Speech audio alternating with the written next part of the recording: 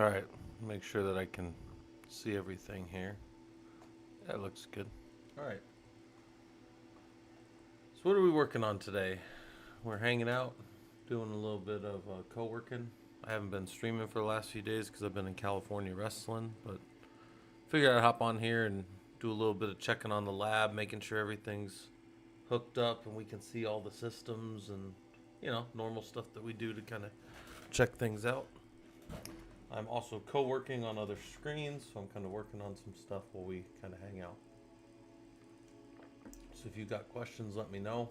I should be able to see the chat pretty well. I'm in my new office, so I moved my home office around a little bit, and I'm hoping this is pretty good. I have like 2 huge monitors now, so this is pretty good for me, but I want to make sure that I can still see chat and stuff while I'm talking to you guys, so should be all right. Normally I'm looking up to see chat. Now I'm going to be kind of looking over to the left, so we'll see how well I do as far as that goes. Also, Ranger's not on Ranger Cam. We'll have to keep an eye out for Ranger popping around. So if you guys have any questions or anything, let me know. Otherwise, I'm just going to kind of be hanging out here, probably checking on the lab a little bit, seeing what's kind of going on.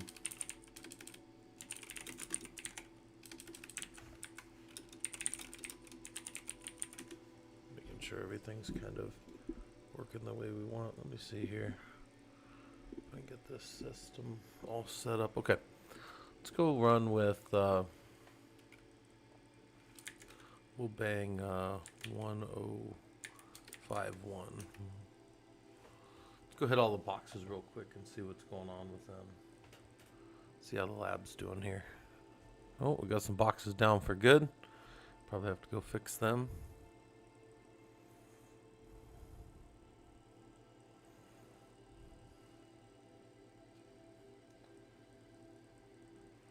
Let's see how our connection's doing here. Yep, it looks like we're hitting all the boxes. All right, all the servers are up.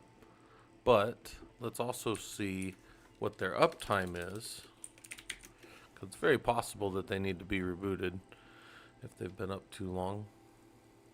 All right, Rocky 1 and Rocky 5 we're going to need to go work on. So let me grab those real quick here. So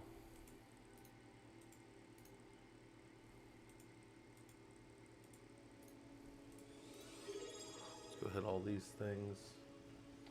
Oh, thanks for the subscription. Never Fear Boris is here. How's it going? We did not have a class this Saturday. I was out of town in California. So the start of the class will be, we'll continue week 2 for both of the groups on this next Saturday. Yep, I should probably drop that in the Discord too, just so everybody kind of knows what's going on there. Let me pull up while I'm doing this. Make sure I got a couple of these things popped up so you guys can see them. Let me go to co-working and turn on the XCPNG.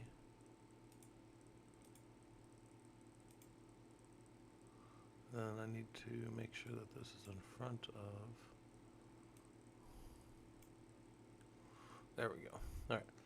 While we're also working on that stuff, I'm gonna move this other tool over here so you guys can see it. From the Loki. All right. Let's move this up just so you guys can see it in the server share. So 2 of the servers are down. Let's go figure out why they're down. Let's go ahead and try to power them on. So start this guy up, and we'll watch them at the console. Right, we'll make sure that they boot up fine from the console. And on this one, we'll watch them try to come up so we can actually see if the server is doing the things that it should. Zorgle, morning, how's it going? Arth Vader, server room is a disaster. Those penguins have their work cut out for them. Oh yeah, it's just a big old mess. This is us right here. If we're working in a data center, this is for sure us right here. So we're not getting a bootable device on this. 108, 2168, 105, 108. Okay. So we might have to, on this guy, we'll force the shutdown. That's fine. Let's go watch Rocky 5 boot. Let's see if he's booting better. He's getting the same thing. All right, all right, all right. And he went for 104 and he didn't get through. Okay. Okay, fair enough. So let's go see. I'm pretty sure with these we've taken their networks here. And I'm pretty sure with a few of these, if you just restart them, because something to do with, it's obviously seeing the internal network if it's getting a .108 address because that's part of the DHCP network of Werewolf. So we're going to see if it comes up. Oh, never fear. Did you, was it their training or their test? The LPI Essentials. Did you take their test or did you just do their training? So. No, this isn't a hard drive failure on this one because it's funny. It's a virtual machine. Yeah, see, it was just the network failed to connect over. So see, now the net zero says that it's 70. Oh, there's Ranger again. Oh, you guys can't see Ranger because of where I put this thing, but Ranger's back on his beds. But yeah, this one's pulling. Let's go see if Rocky 5 will pull. I swear there's just some kind of timing issue with the networks, and sometimes the networks just don't stay active or something. I'm not sure. Oh, nice. Never fear the exam. Nice. How'd you, I mean, you don't have to tell us exactly how you did, but I was wondering if you passed. Hopefully that was good. My weekend of Brazilian Jiu-Jitsu was very good. I got to see 2 people get promoted to black belt, which is a big accomplishment for most people. The average person takes over 10 years. I think people have done like a more recent study and asked again and found that the average person's taken about 13 years to get their black belt in Brazilian Jiu-Jitsu, which is probably about right. So that was good. And then we were just wrestling, basically wrestling everybody and just having a good time. And there's it's out in California, this camp that I went to, and we had people all the way as far as from Connecticut that came out. So we had probably about 30 people out there, so it was pretty good. Oh, you did pass. Oh, awesome, awesome. Well, kings to you. If you guys are familiar with the term kings to you, that is that's how we say basically you're the king for the day. That's a really awesome thing. Yeah, it's one more thing to put on the resume. I know not everybody's looking for work, but I mean, hey, I had a buddy that used to always say when I was looking for a job when I found this one. And the point is that you should keep your resume. I think you should keep your resume sharp. I mean, we never know where the next pitfall or drop off is. So anything like that, that's good.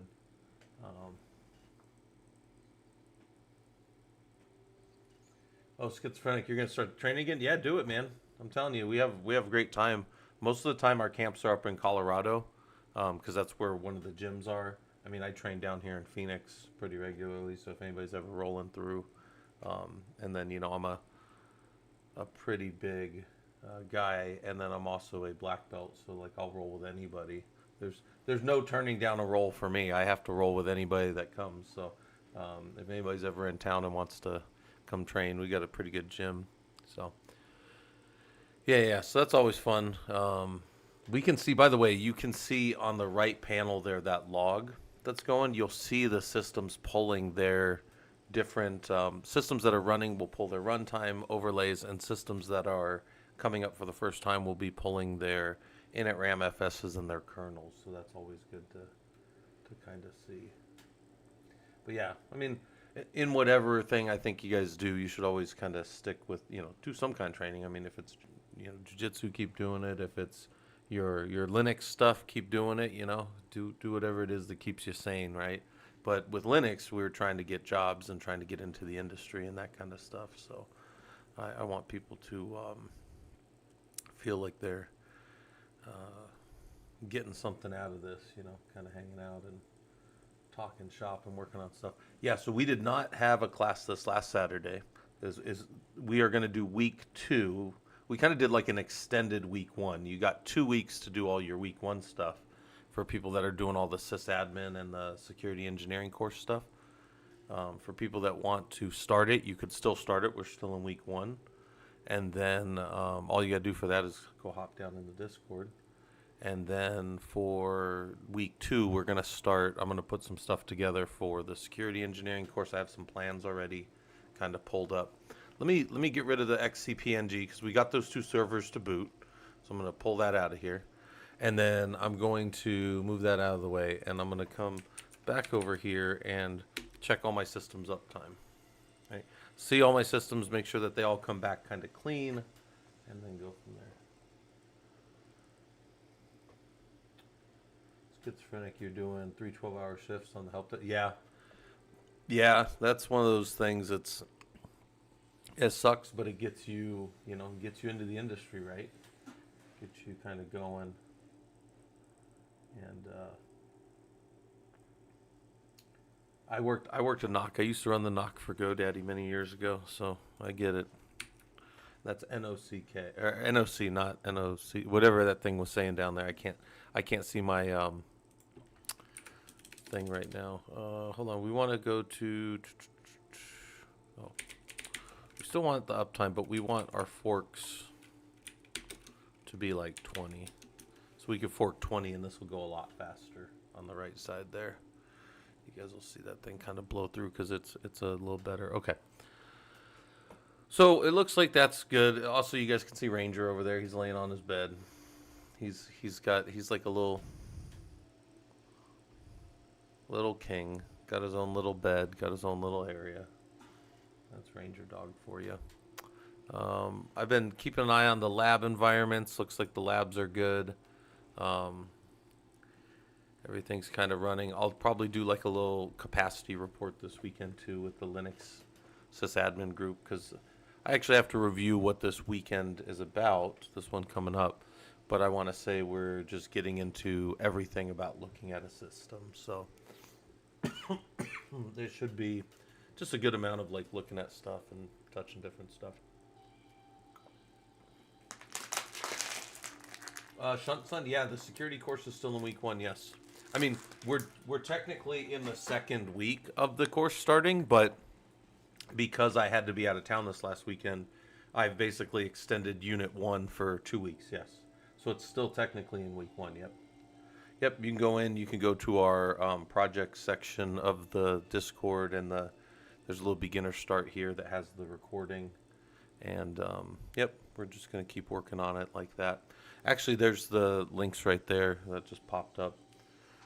That's from our prologue.org site. So I'm also surprised that's showing in like a little bit more of a dark mode, because I didn't think that it was set up for dark mode, but I guess maybe Treasure had fixed this first page. The other pages are not in dark mode yet, but that one is. So there's that. Also, we put together a little shop. The shop is going to be coming along. Me and the wife are working on it, and it's kind of fun.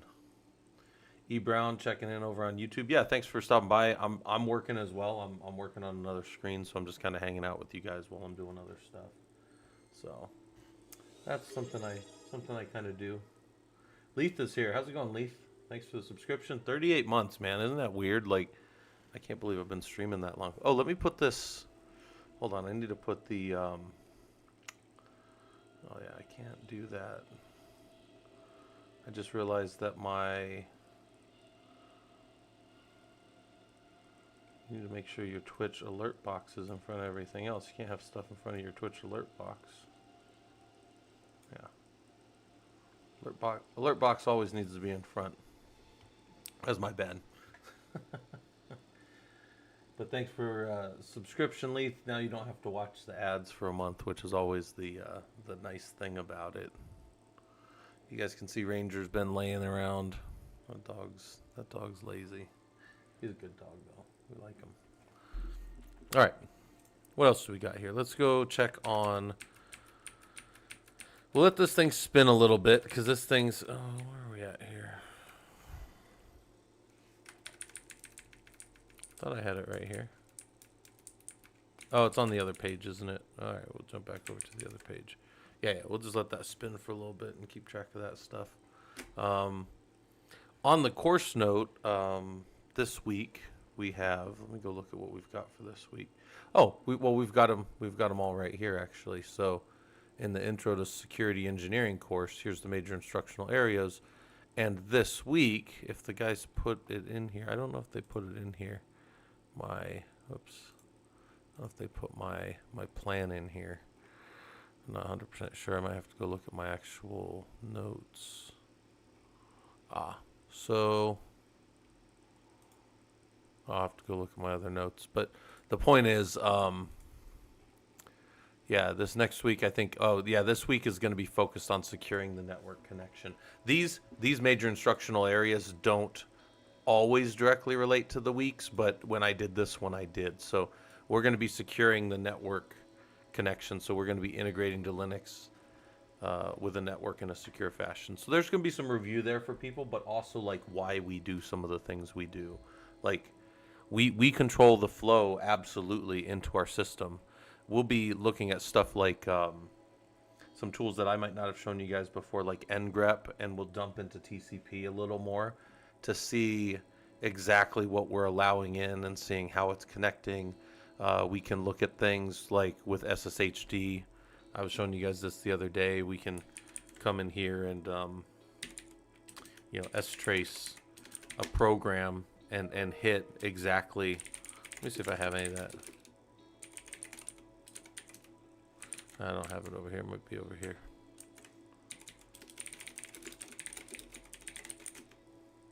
Oops, that's trace. No, I don't have it over here either. I don't know where I did it.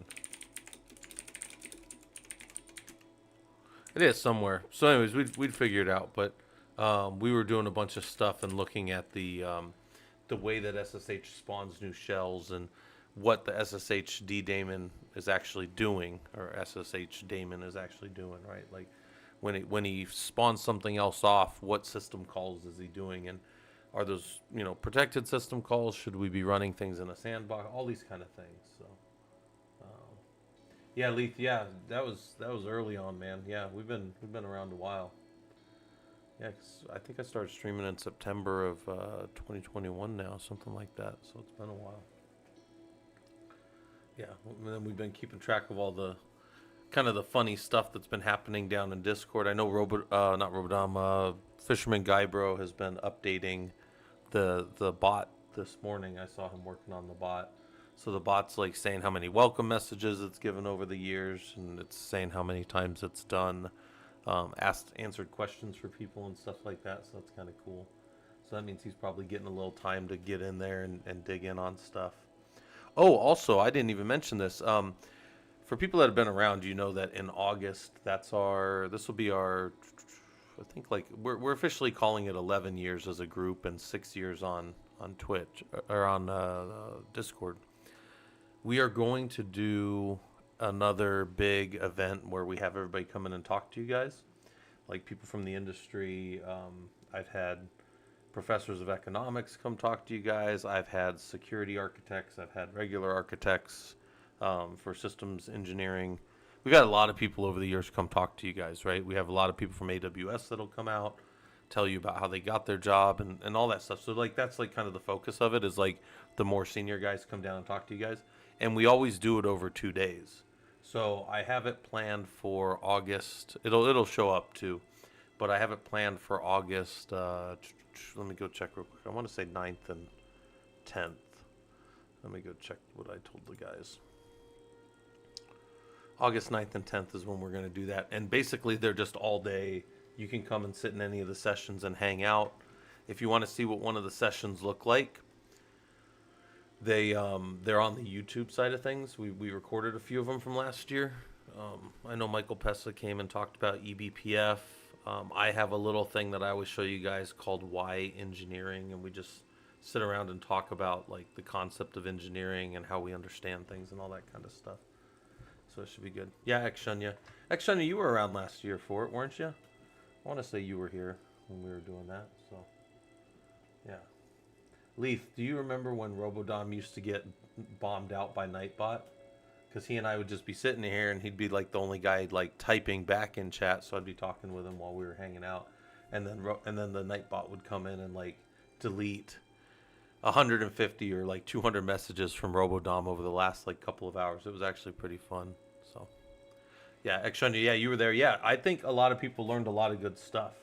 M-Pesa's got some really good stuff. Yeah, if you guys want to go see the like the ones we have I think if you go to YouTube here, let me pop this up here. Go to YouTube and then I think if you go to my channel, right, you come here, and then you go to like I want to say they're just in videos because we don't have that many videos, right? And then yeah, these were the different talks. So like Reed, Salty Catfish, he came on later. Sending Grounds came and talked. Fisherman Guybro, and then M Pesa talked as well, and people have really enjoyed his talks. So, and then this was last year at the Prolog August event. So, anyways, something for you guys to think about. If you want to go look at like what those kind of courses look like when we run them, they're not courses; they're just like kind of fun little things for you guys to come and hang out and hear. Like, you know, some of these guys, at least a few of these guys are very senior at their jobs. At least one of those guys has been at AWS for almost 10 years, which if you guys know anything about AWS, it's like it's fast paced. Like, he's got this kind of rhythm, and he talks about how you keep, you know, your work active and valid and all that kind of stuff. So he's really good. Yeah, yeah. Yeah, I think he's gonna do. I'll talk to Pesa about it, but he'll probably do another eBPF one. He's also come and talked to you guys a few times since then. He came and talked to the group one time about Kubernetes and also Ansible, because he's an expert in both of those spaces as well. So he's pretty fun for that kind of stuff. He's pretty good. I'm gonna change this music a little bit. This music's like a little too tonal. Let's do like chill. Hold on, we'll go to chill music. Can you guys hear the music all right, by the way? Because I moved my laptop around and have like a different audio mixer, and I wasn't sure if that's looking all right for you guys or sounding all right. I turned it up just a little bit too, so hopefully it's not too bad. All right, let's go over here. Yeah, I don't know where I had that, but screw it. We'll just let that spin over there. Oh, you don't hear the music? Maybe I have it too low. I must have it low. I normally always have music playing. How about that? That looks like that's a little louder. That's probably too loud.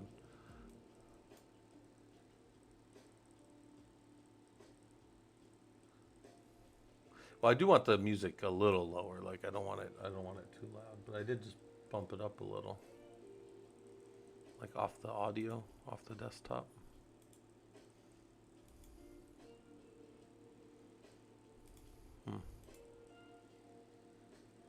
Oh well.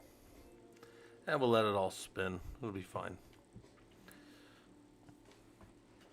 So other than that, yeah, we got a lot of stuff going on with the group. Got a lot of people hanging out. I think we're actually over 3,700 people now. I probably should update that in my notepad. Hold on, let me get my notepad out. And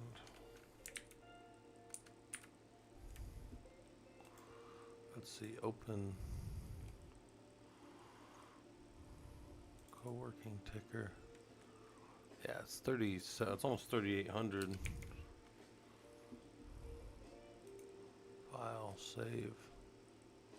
That should reset. Yeah, 3,700. Because we got over 3,700 people in there now. Almost 38. That's pretty cool. You know, hopefully one or two people get something out of it.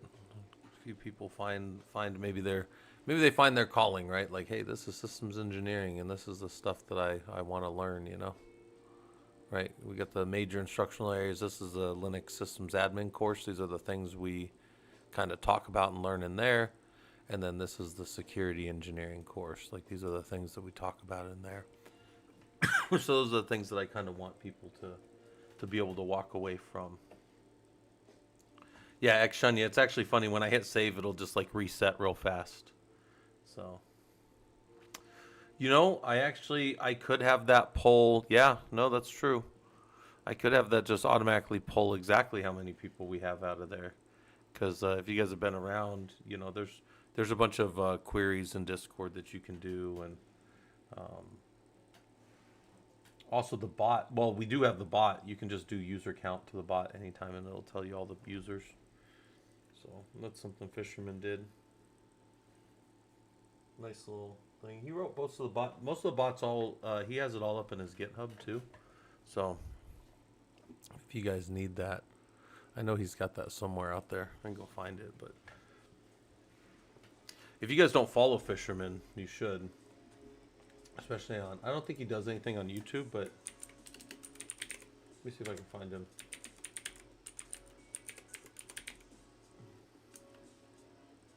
There he is over on the Twitch side of things. I dropped his thing. We need to get him streaming more, because when he's not super busy, he does some pretty good streams. So, all right, but yeah, we're just co-working. I'm kind of hanging out, and I hadn't been on for a while, right? Like I was off all weekend, so I think I hadn't streamed since like last Tuesday. So I thought I'd hop on and talk to people and hang out. If you guys have any specific questions, I guess let me know. Adaverk, how's it going on the YouTube side? We're just kind of hanging out. I'm showing you guys. I've got my cluster stuff on the right, and then I've got just different stuff on the left that we've been talking about or is interesting to me and the group.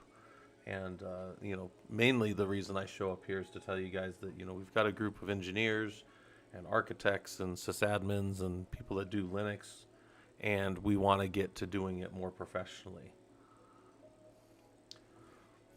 Yeah, I got Fisherman's Repo if you guys need it. Did you find it, Xshunya? Hold on. It didn't pop up for me. Let me go GitHub. I think I have him right in here. Is he Fisherman? I might have to look for him because I don't know if he goes by...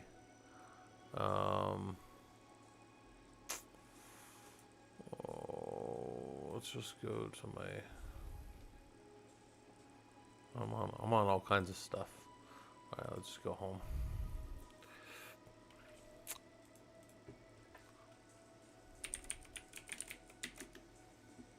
I don't know where. I think he's contributed to my repositories, so maybe I find him in there somewhere. Yeah, I don't know. I don't know where he's at. I think he's contributed to some of my stuff before. Anyways, yeah, I don't know. Oh, you dropped in the YouTube chat. Thank you. Thank you. Yeah, I always appreciate when you guys do stuff like that. Where's that at?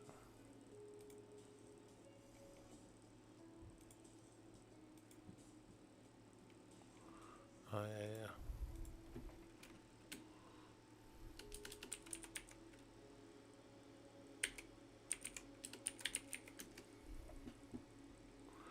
Here we go. Yeah, that's a good one. It didn't come through, Xshunya.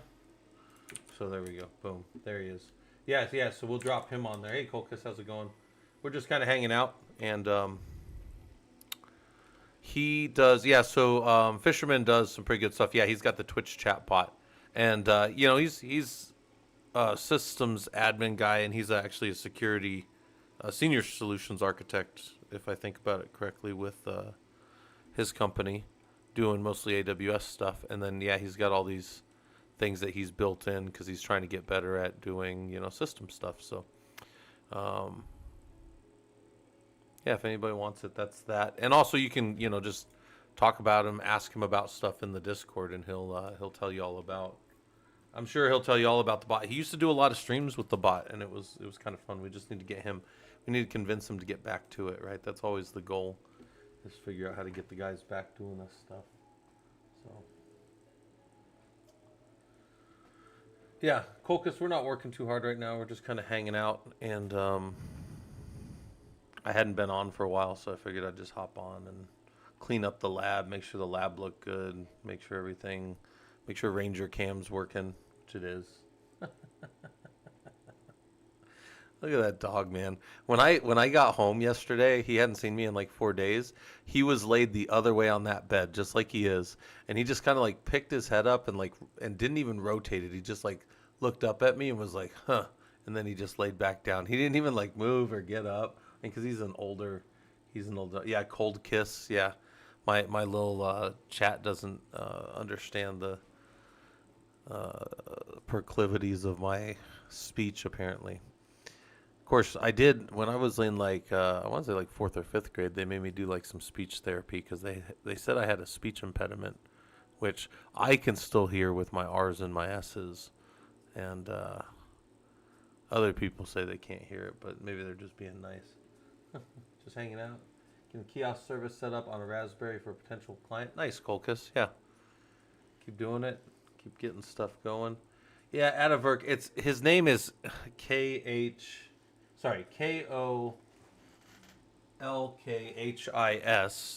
But when I say it, Colchis, the thing thinks I'm saying cold kiss. So,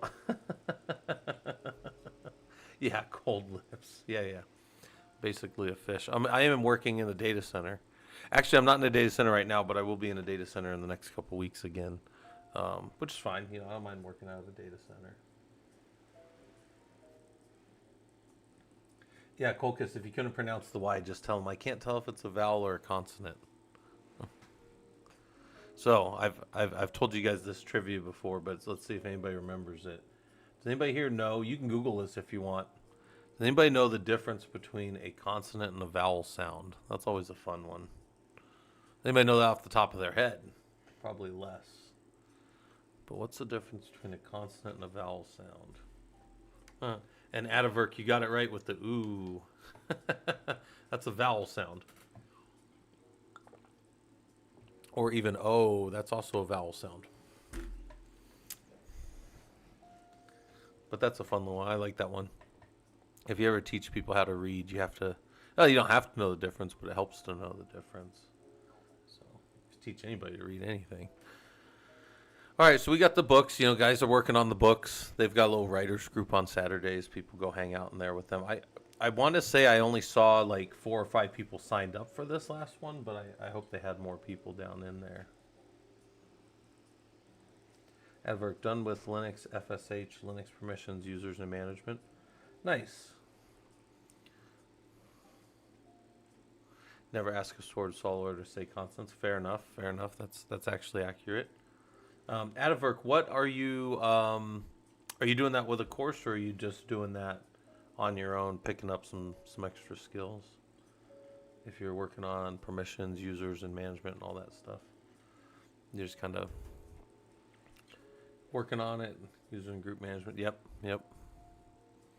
Yeah, that's one of those things that's like, it's once you get it, it's pretty easy, but like you just have to play with it until you understand it, I think. Yeah, Arth Vader, that's actually true. Yeah, vowels can be created without using any part of your mouth. Your no part of your mouth has to touch another part of your mouth for a vowel to be formed. But a consonant sound requires your tongue to touch your teeth or your lips to purse together or something like that.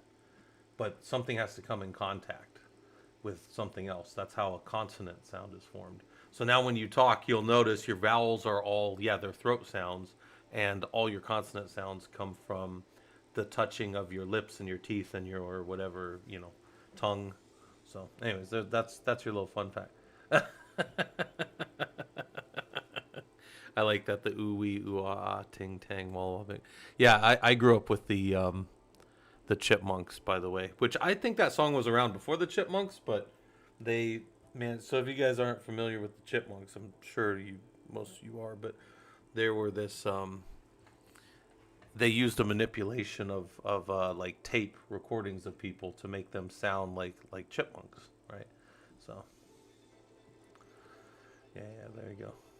All right, no, I'm doing it for the course. We'll have some notes. Should I share on Discord? Atavirk, you should absolutely share any notes you have on Discord. Yeah, people learn. Like I tell people all the time, like one of the nice things about being in a group or like other professionals or even people that want to be professionals, right? Want to get into the industry is like you see things different than I do. Even if I've been doing it for 20 something years, I will have things that are incorrect or things that are wrong about my regular thinking. So yeah, you should absolutely share if you have any good notes on anything.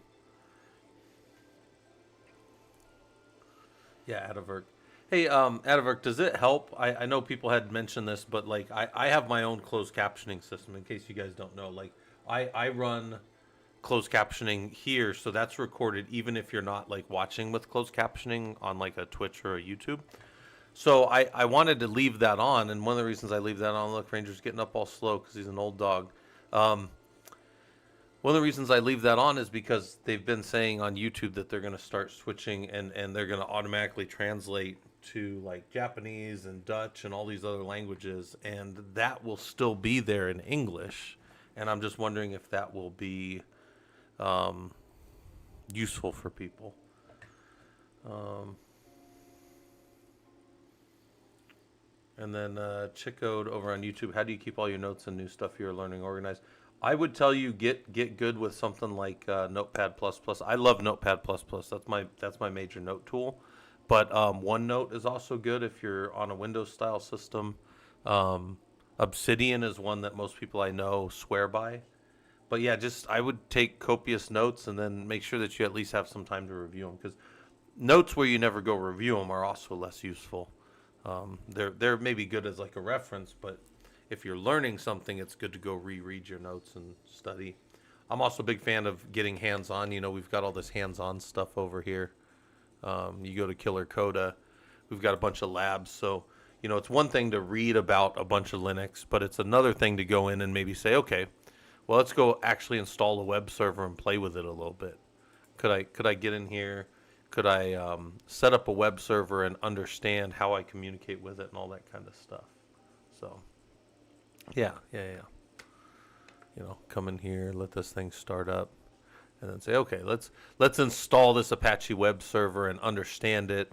And then after because I could read about Apache all day, but until I actually go and build one, I don't. It's the same thing with like fishing. I could read for 60 years. I could read books about fishing, but you would probably agree that if I just went fishing for 2 weeks, I'd probably learn more.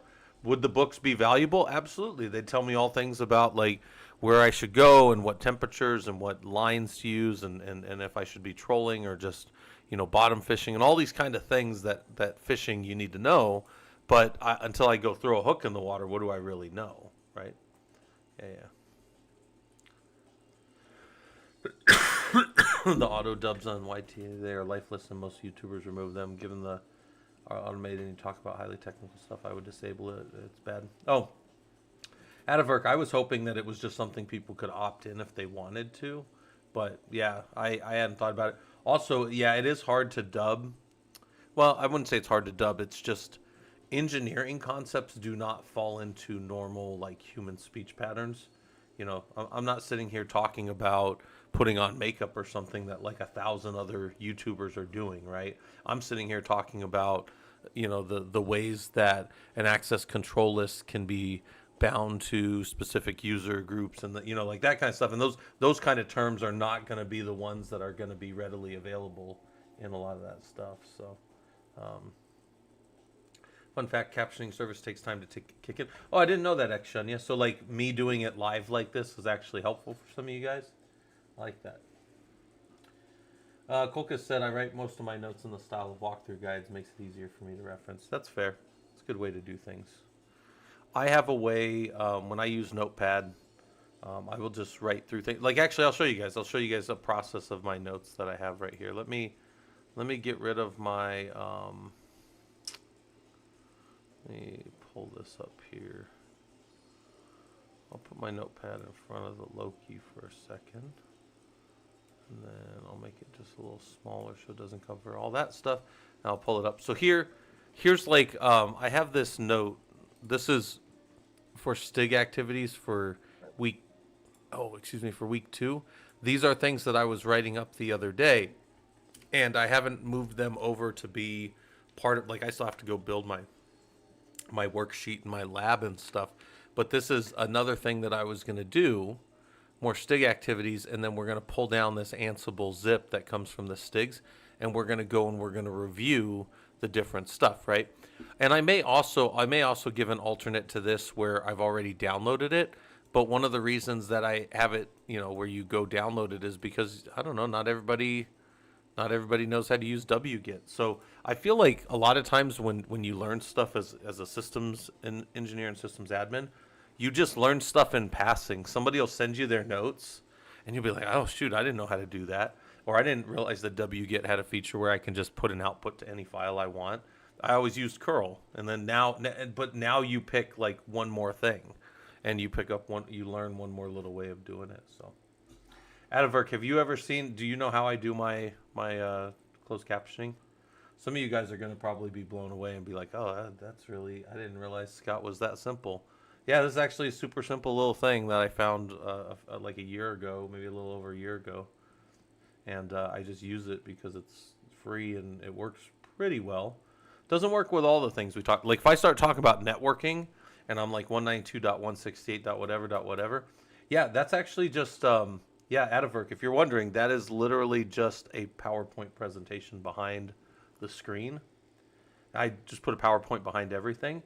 And when you're in presentation mode on PowerPoint, you can turn on closed captioning, and it's pretty good. It's pretty good. We've even had it like we had somebody in here that spoke. One of our guys from the Netherlands. We probably have a few guys from the Netherlands, but one of them. Oh well, it won't say bullshit. It won't say. It's funny. I can say God, and I can say the word damn, but I can't say goddamn. Well, I can say it, but the thing won't say it. So it won't say swear words. It also won't say things that it thinks are offensive, even if they're engineered. Like if I was sitting here and talking about how, we were using a certain technique to retard the growth of our system, that thing won't see how it took out the word that I used that was a engineering technical term, but that it didn't like. There you go. Anyways, where was I going with that? Oh yeah, but anyways, it's just in the background, just closed captioning on a normal thing. And one of our guys he was from the Netherlands, and he said change it to Dutch, and I'll see how good it is. And he said it was actually pretty good. So inside of there, I can be speaking English, and that can translate over to probably a few hundred different languages. So how do I bring it from PowerPoint to my screen? Yeah, it's on the bottom there. So it's in PowerPoint. So there's a PowerPoint being presented behind everything at Adavirk. It's really just the organization. So there's a PowerPoint running. It's behind the things that you guys are seeing, and only the bottom little portion of it's sticking out, basically. When I do my other stream, like when I do streaming and I present the whole window, what happens is what's different is that I just have the windows up a little bit. Yeah, I just build it into the overlay on this because on this one I'm not showing you guys a full screen. I'm just showing you guys my tooling. And then I do tend to have way more like lab stuff open. Like I have so many freaking windows open for Notepad, But then that's searchable. I can search that. Like we had our job stream stuff and we were doing like, hey, you're a junior. These were actual. Oh, this is the one. These were actual like job things, actual job board requirements, and we were going through and we were like answering them a while back, and then we were like doing the Linux on them, like this kind of thing. Where's another one that I had? Services admin. I don't know what that is. Yeah. This was the one where we were. If you were an administrator, what would you want to know about a service? These are just like, and I just take my notes out of a terminal as like raw notes, and then I slowly like convert them down to be better and better as I want to turn them into like real things, like, things that the guys eventually turn into this stuff, and make it look all nice. But before it gets into like these book modes where it looks all nice, oh, you guys can't see the books back there. Let me get rid of that Notepad++. Let me transfer that. Okay, so anyways, these books are like the most refined version of what we've done, and the guys put these together. These are generated out of GitHub. So actually, you can go to GitHub and see these books in the raw form before they get built. Yeah, so the guys have been working on that kind of stuff. Colchis is one of the guys kind of running that.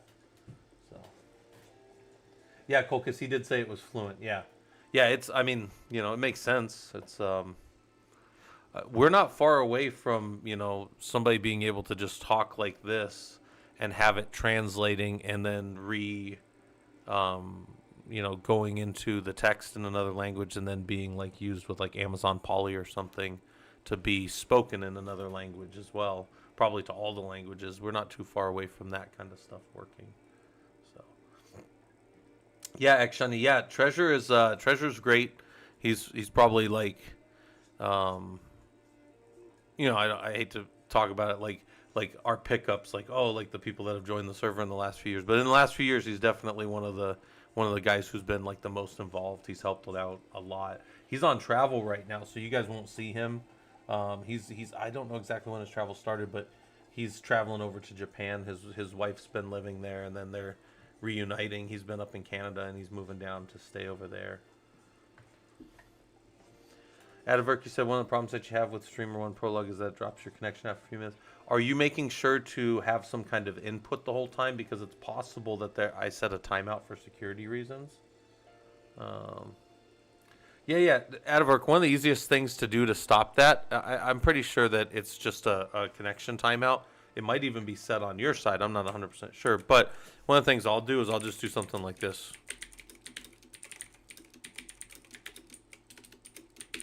And then as long as it's not a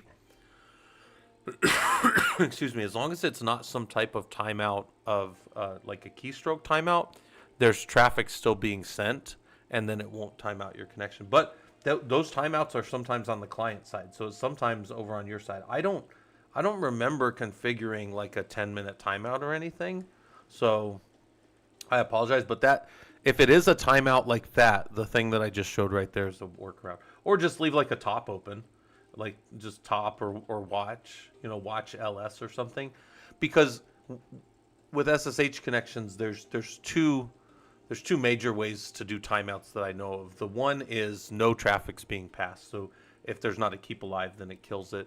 And the other one, and this happens in Stigs with TMUX, this one happens where you have the if there's no keystroke sent, and that one's annoying as shit, because then this one right here that I showed you won't work.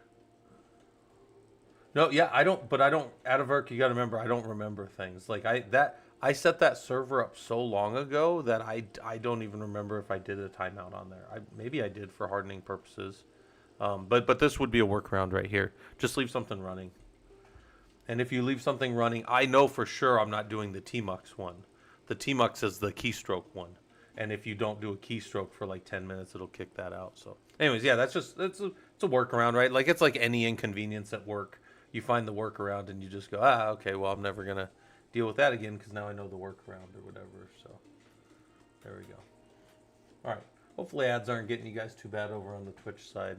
We're just hanging out and doing whatever. We do have the groups continuing this week, so we'll be in Unit 2. In the Linux sysadmin course, it's just going to be Linux, man. We're just going to be down in there bashing it up, looking at everything about a system. When we learn a system, we try to figure out how utilization's working, what users are doing, how the file systems work, just everything about the system that we can figure out. We're going to do that.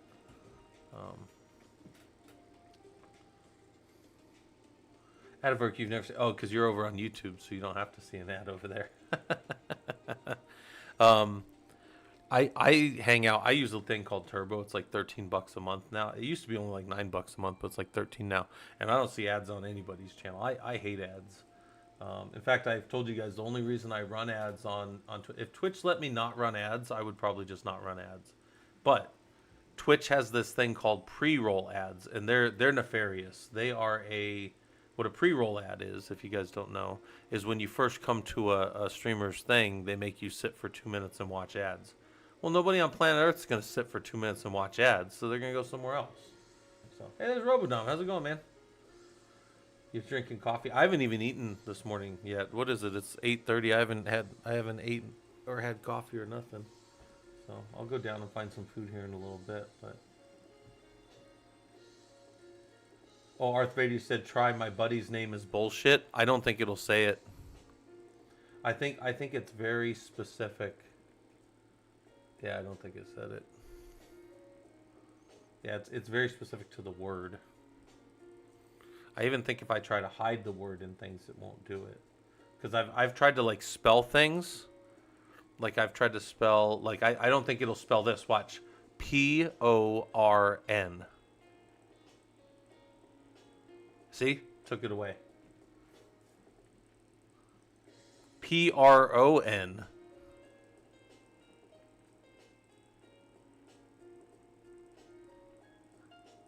Did it? It didn't do it.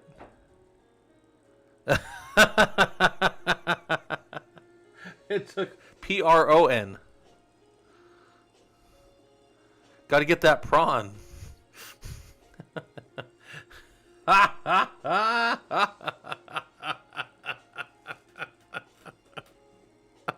That is so funny to me. Were you guys hear when I was talking about a neck to ring?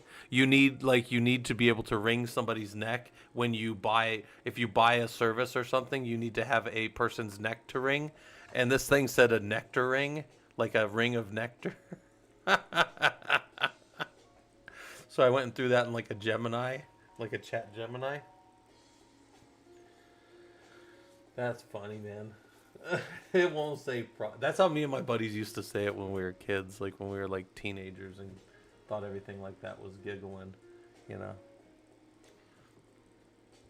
Robodom's giving you guys the info on both sides. Nice. Yeah, Robodom, we're just trying to get more people down in Discord, right? We're at like 37, we're at like 3,750 people or so, somewhere in there. So our next major goal, I really wanted to get us to 10,000, but we're just kind of slowly getting there. And a lot of times, like when you just kind of hang out on long streams like this, people will go and hop down there and stuff. Yeah. No, Atavirk, you're always welcome to hang out. You know, even if you're just like down in the Discord, like if you send messages like all hours, I'll get them later. You know, or if you like hang out, and I'm a big fan of people just talking in the Discord, because I'm telling you. Even if you're just like dropping stuff that you've read or worked on, there's like that little like bash tips and scripts. I pick up stuff out of there all the time when you guys show stuff, so it's good. Yeah, Robodom, you were probably in when we were still under. I'd have to guess under 300, because like it was mostly me and my friends at first, right? Like guys I knew out here, and then I started streaming, and we were definitely under 100 when I started streaming. And you were pretty early on, so we didn't have like the bot or anything back then. And oh yeah. And then we barely hit 1,000 last year in it would have been March. And then we just had right at the end of April, we just kind of like YouTube picked us up, and like we had about like 250,000 views on one video, just because YouTube kind of picked us up. And then like we had so many people coming into the Discord at one point, it was hundreds a day. And I remember like Discord sent us a message to the mods, and we're like, hey, we think you're under attack. We think you're being raided by somebody with like a hate raid. It was kind of funny. I mean, it probably wouldn't be funny to be in a hate raid. I'm not making fun of that. I'm saying for them to think that we were getting hate raided was kind of funny, because like it was really just people hanging out and coming and talking shop with us, you know. It wasn't anything malicious in our case. So I'll stop that and rerun it just so you guys can see. But yeah, something like that'll do stuff. A lot of times I'll just sit here, and when we're kind of hanging out, I'll run. Where is it? I'll just run like the werewolf, so you guys can see like what a werewolf cluster kind of does. Sometimes when I'm sitting around, like even at work and doing other stuff, I'll just have logs running on servers. You might say, why would you want to just like watch a log on a server? I don't know. I just like to know what normal looks like a normal server doing normal things. So. Luis codes, you could do, I think I have commands. I'll show you all the commands we got. Nobody uses objection anymore. I used to like when I had everybody over on Twitch doing objection. You could object to what each other were saying. It was kind of funny. Atavirk, you said, so I saw your video on HPC. When you were scrolling up, I remember tried building a Beowulf cluster back in 2011. Had access to 8 desktops. That's what got you into Linux. Nice.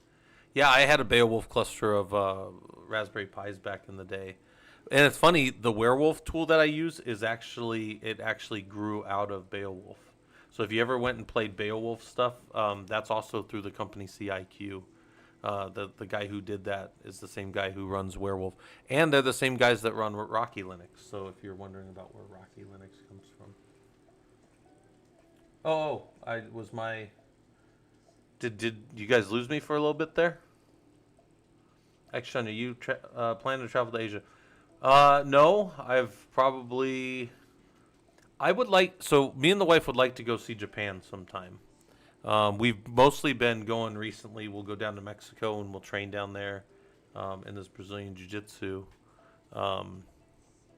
place that we go down and we go near Cancun, and then we go and we wrestle.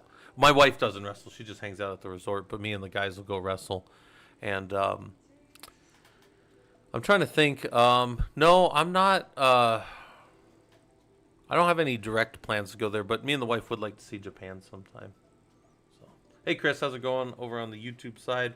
Again, guys, we're just hanging out. We're not working too hard. It's I'm working on other stuff on another screen. So this is our and then you guys can see my little co-working tasks, and then that's basically us all in the data center working on servers. That's what we do. I'm gonna be in a data center I think I was telling you guys the next couple weeks. I'm gonna be back in a data center for a bit, working on some stuff. Yeah, out of work. I have some good friends from India. I've never really thought about going to India. Like I don't know what I'd go do in India. So, like, I don't, if that makes sense. Like I kind of like to go and be like, okay, I want to go see this, and I want to go see this, and I want to go see that, and then everything else after that is all just like I'll do whatever, as long as I get to like those major things I want to hit. But like I don't know what I'd want to see in India. Like I don't know, I guess, that part of the world very well. So, like I don't know what's over there and all that kind of stuff. So. But yeah, we set up we've got the Prolug site, so you guys can go to prolug.org, and that'll tell you guys about our, what we're doing and how to join things and all that kind of stuff. What's to do in India, eat. Yeah, I actually have a really good Indian food place near me. They do really good chicken tikka masala, and then they do really good curry chicken. But me and the wife have moved over. Like I like curry chicken, but I prefer chicken tikka masala big time. So, Robdom, you only travel for food. I like that. Oh, what was I saying though about that? We got the little prolug.org, and then we set up a little shop. I think the shop should be working for everybody. I have a bunch of different names for it, but the first one is doallthelinux.com, so I think that's kind of fun. And then it's it looks like it's pretty good quality products. I've seen some stuff that people have done out of there. We'll get more of our just little jokes from the Discord and stuff like that. And then I'll put together some shirts that are more for like when we go to conferences, because we're all going to go out to scale next year for sure. That's one of our goals. Yeah, Atavirk, that's funny that you say that over there, because that's what Robodom put in the other one. Was what to do in India, eat. And then he said he just travels for food, so that's kind of funny. So yeah, and the website's really just there to get you guys into the Discord where you can go hang out and talk shop. And the Discord's a lot more like, what's it called? The Discord's way more what's the term for that? Way more persistent than this. Like I was gone in California for the last 4 days, so nobody saw me, since like last Tuesday. So coming on here, we're talking again and stuff. But the Discord's a place where you could kind of like meet up with people, get involved with some of the groups and kind of stuff like that. Yeah, Chris, we're definitely going to go to the Scale Conference in California, so I'll get that. People are always talking about doing, what are they called? Like just a meetup. Like the guys from England were all talking about doing like I don't know, they were talking about doing some kind of meetup one of these days, and I'm like, oh, that'd be cool. I don't want them to beat the Americans to having a meetup, but we have meetings over here. Sometimes I'll have some of the guys over, but that's not the same as like having like a scheduled meetup at a pub or something, So yeah, Rob, I'm definitely going to Scale next year. I don't care if I'm presenting, even if I just have to get like some more merch, and then we'll just sell like Linux merch there, because I saw that there's a thing. Oh, Razushi is AU. That's Australia, right? Oh, I mean, we probably have a fair amount of people. You know what's the one unifying factor? This is actually funny. YouTube shows me like who watches our stream. Like they show me, not directly, but they show me demographics. Do you guys know that I have a 99.8% male audience? Which is really funny when you guys say, hey, we want to have a hot tub stream. And I'm like, you're all men. Like, that's not a... Oh, man. And we're all men here. Anyway, that's funny. Oh, nice. Hope to present at ICTS in Bangalore. That's nice. Yeah, yeah. And if you guys ever have like anything like that recorded and you want to drop it up in the Discord, I enjoy that kind of stuff. Oh, Arth Vader, I'm sure it is. I'm sure it is. Nobody wants to see me run around with my shirt off, that's for sure.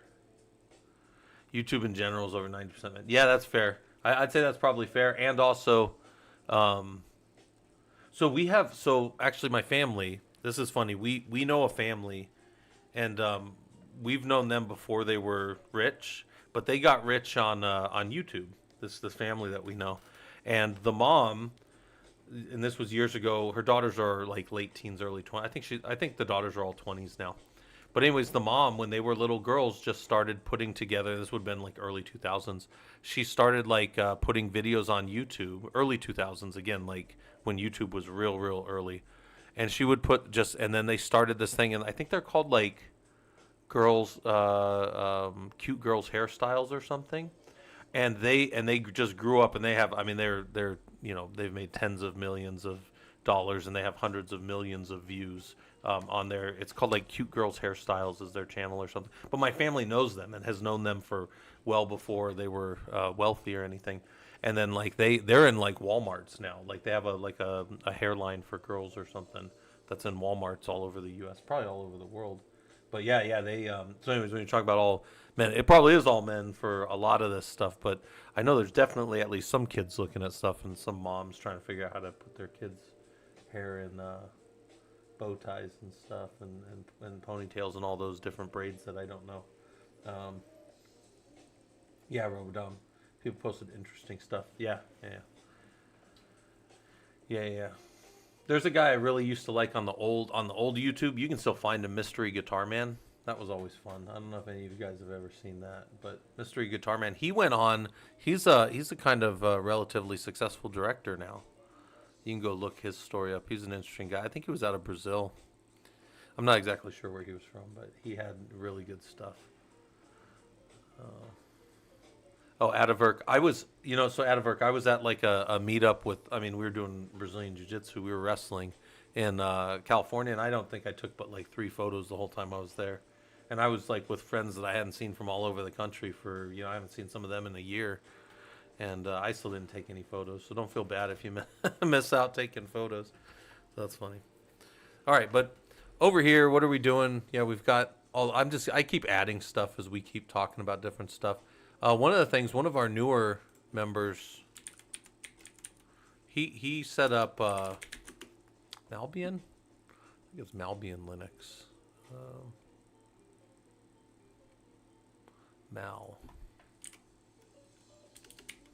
Malbian Linux. One of our guys set this up because he was working on his pen testing stuff. So I always try to tell you guys about that. Go hang out and check out that Linux. It's for pen testing, malware analysis, and reverse engineering. So go check that out. And one of our guys, Camby, that kind of shows up, worked on that, started that to get better at that stuff. So I always try to show you guys stuff that's, people in the community are doing. So I'm going to take a quick break, and let's see if, can I pull up my little hourglass? Hold on. Hourglass. Go walk and grab some food or something. Let's put the hourglass over here. And let's turn it on if we can see it. I know I for sure had it. Boom. And then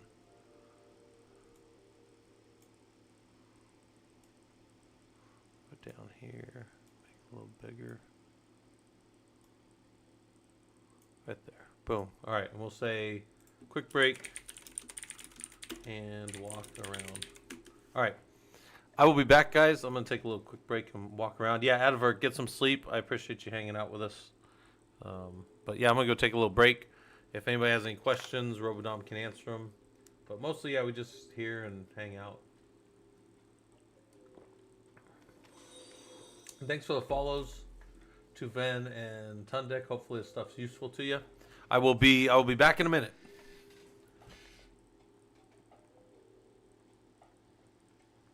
We do Ansible. We don't do Terraform, but we do Prometheus in the course. So Ansible and Prometheus do get touched in the course. Yes. All right, I'll be back. I'm gonna walk around, go grab a drink. But yeah, the Linux sysadmin course does touch on those.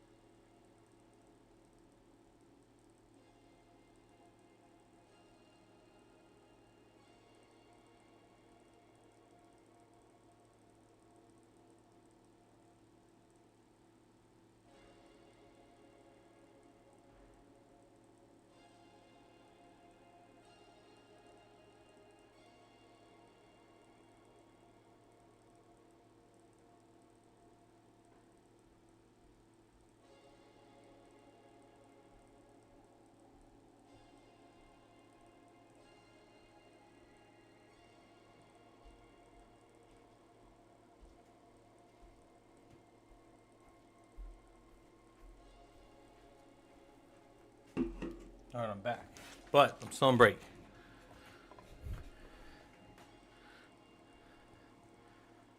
Yeah, Grafana sponsorship. Remember when they didn't take me for the talk Robodom? They had like a... They wanted people to come talk, but they only wanted people that were doing stuff that was probably showing, you know, the monetary side of Grafana, not really the home lab stuff, like they said. Yeah, I'm on break, but I'm sitting here drinking a Monster. Found some snacks downstairs, so feel free to talk amongst yourselves. Listen to me munch on food.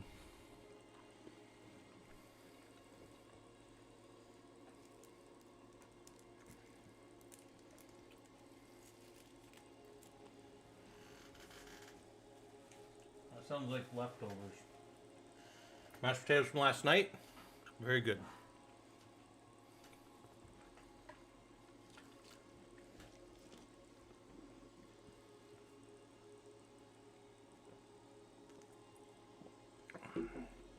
Cracking a bud.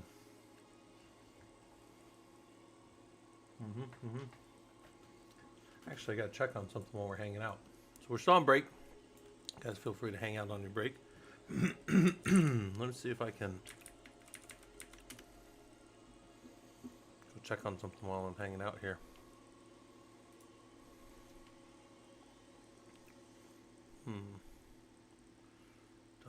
Done that.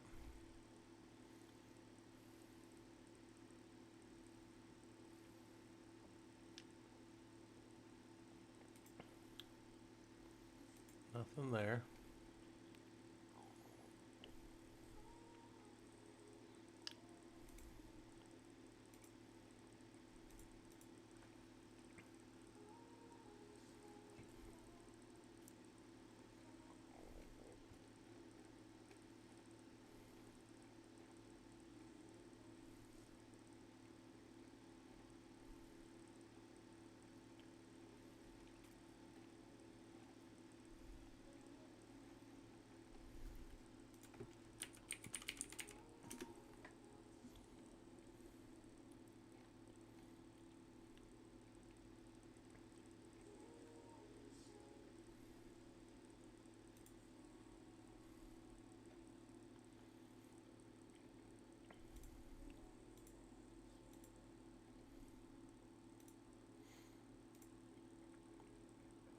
All right.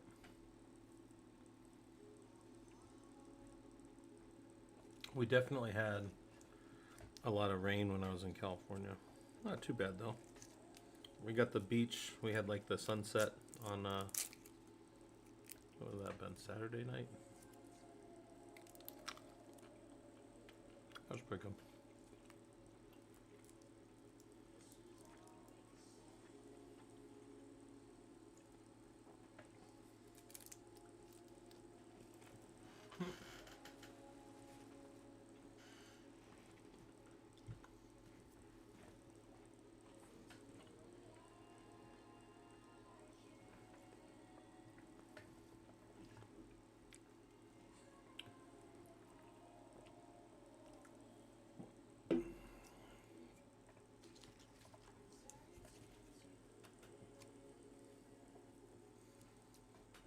Did you guys say you're not hearing that music?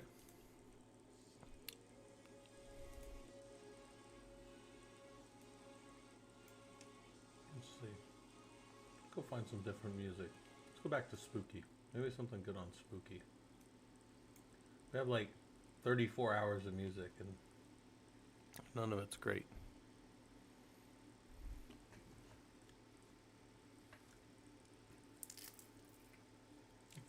Time is money. Peeling potatoes. I think that used to be a punishment in the Navy, wasn't it?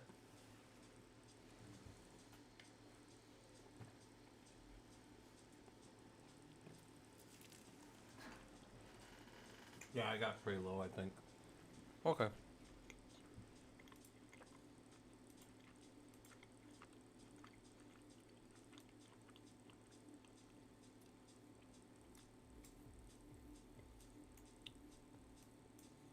Maybe I'll leave it like right there. Yeah, maybe that's better. Did it turn up any there, Robodom, when I turned it up? Should have went up.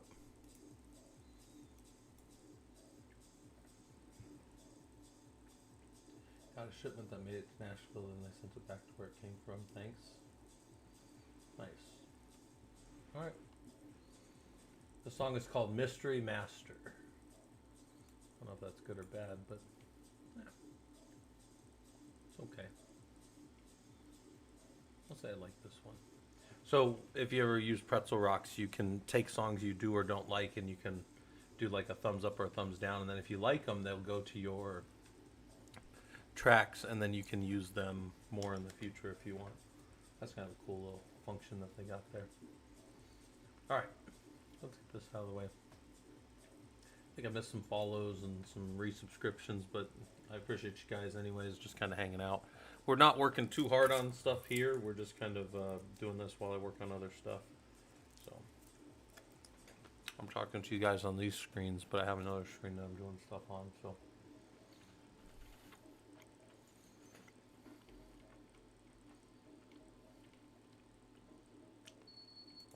all right, so we'll stop that.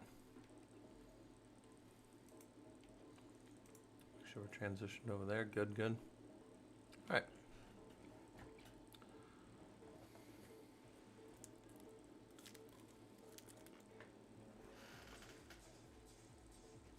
I don't know what that is, Xshunya. The model context protocol thing. Is that like a way of doing something? Not sure. Yeah, Hayes, get back to work. I'm back to work too. I'm kind of working on.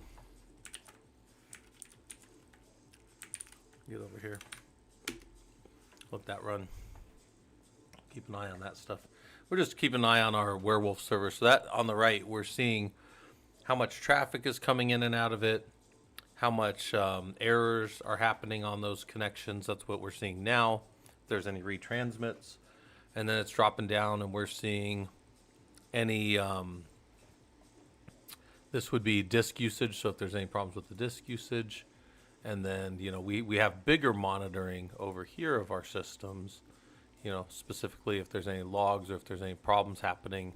But other than that, on the right, we're just kind of watching the system spin, watching, this is disks and CPU to see how much utilization there is. There's not much, just keeping track of things. That's what we're doing.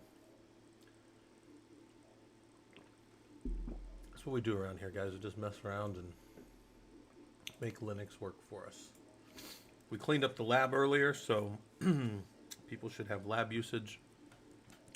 When we meet on Saturdays, which we'll meet this Saturday again for both groups, I will be given the usernames and the passwords again. If people are, haven't been able to get in, we'll be checking on people, making sure that they're getting the accesses that they need and getting into Linux, right? Because at the end of the day, I want you like this at a command prompt in Linux. I want you guys doing Linux type stuff. This is rubber meets the road. This is how we get the job. I know how to set up a Apache web server. I know how to set up any of these other things. Like I know how to go and do these Linuxy things. Some of these are down in the security part of it, but I know how to do those things, and I understand the context of how they work in with the business. That's our goal, right? That's what we do. That's what we do around here. Help you guys that do this stuff as hobbyists. We're all hobbyists, but some of us want to go do it professionally. So we try to show you guys how that's possible. And by the way, guys, I know the job market's terrible. I know that people are like struggling to find work and stuff. I mean, I've been working with my college students for 16 years. I've seen the ups and downs. I've worked with you guys, in Discord for a long time, where people are looking, and we have a pretty good discussion in like the jobs and interview section where people talk about the things that have worked for them and the things that haven't.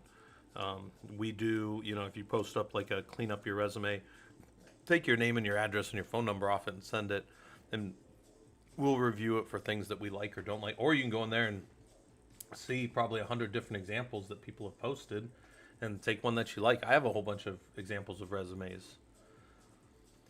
Oh yeah, Chris. Yeah, Enzo moving out to Oregon. That's awesome. I hope when he gets there, he gets us some photos and stuff of like not the data center, but like where he's at and where he's staying and stuff. That's awesome. Yeah, if you guys don't know, one of our guys just moved across country to work in a data center, and that's awesome because that's a great place to start.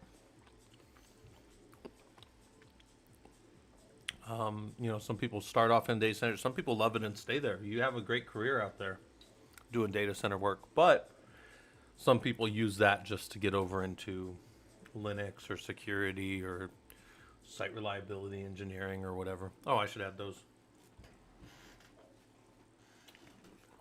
Site reliability engineering is right here. Google books. Great books. There's also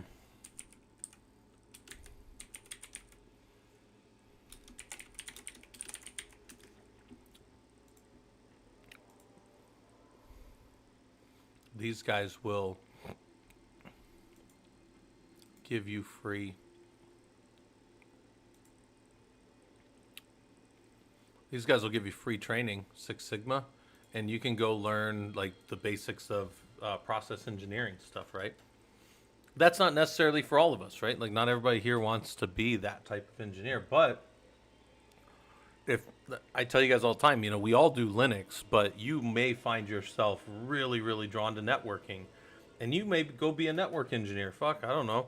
Some of you may be like, that's really interesting, but I think that could be done better. And then you dig in and you become like a network researcher, and you're building. I don't know where your careers are going to take you all, but I know that Linux is a great foundation for all of that.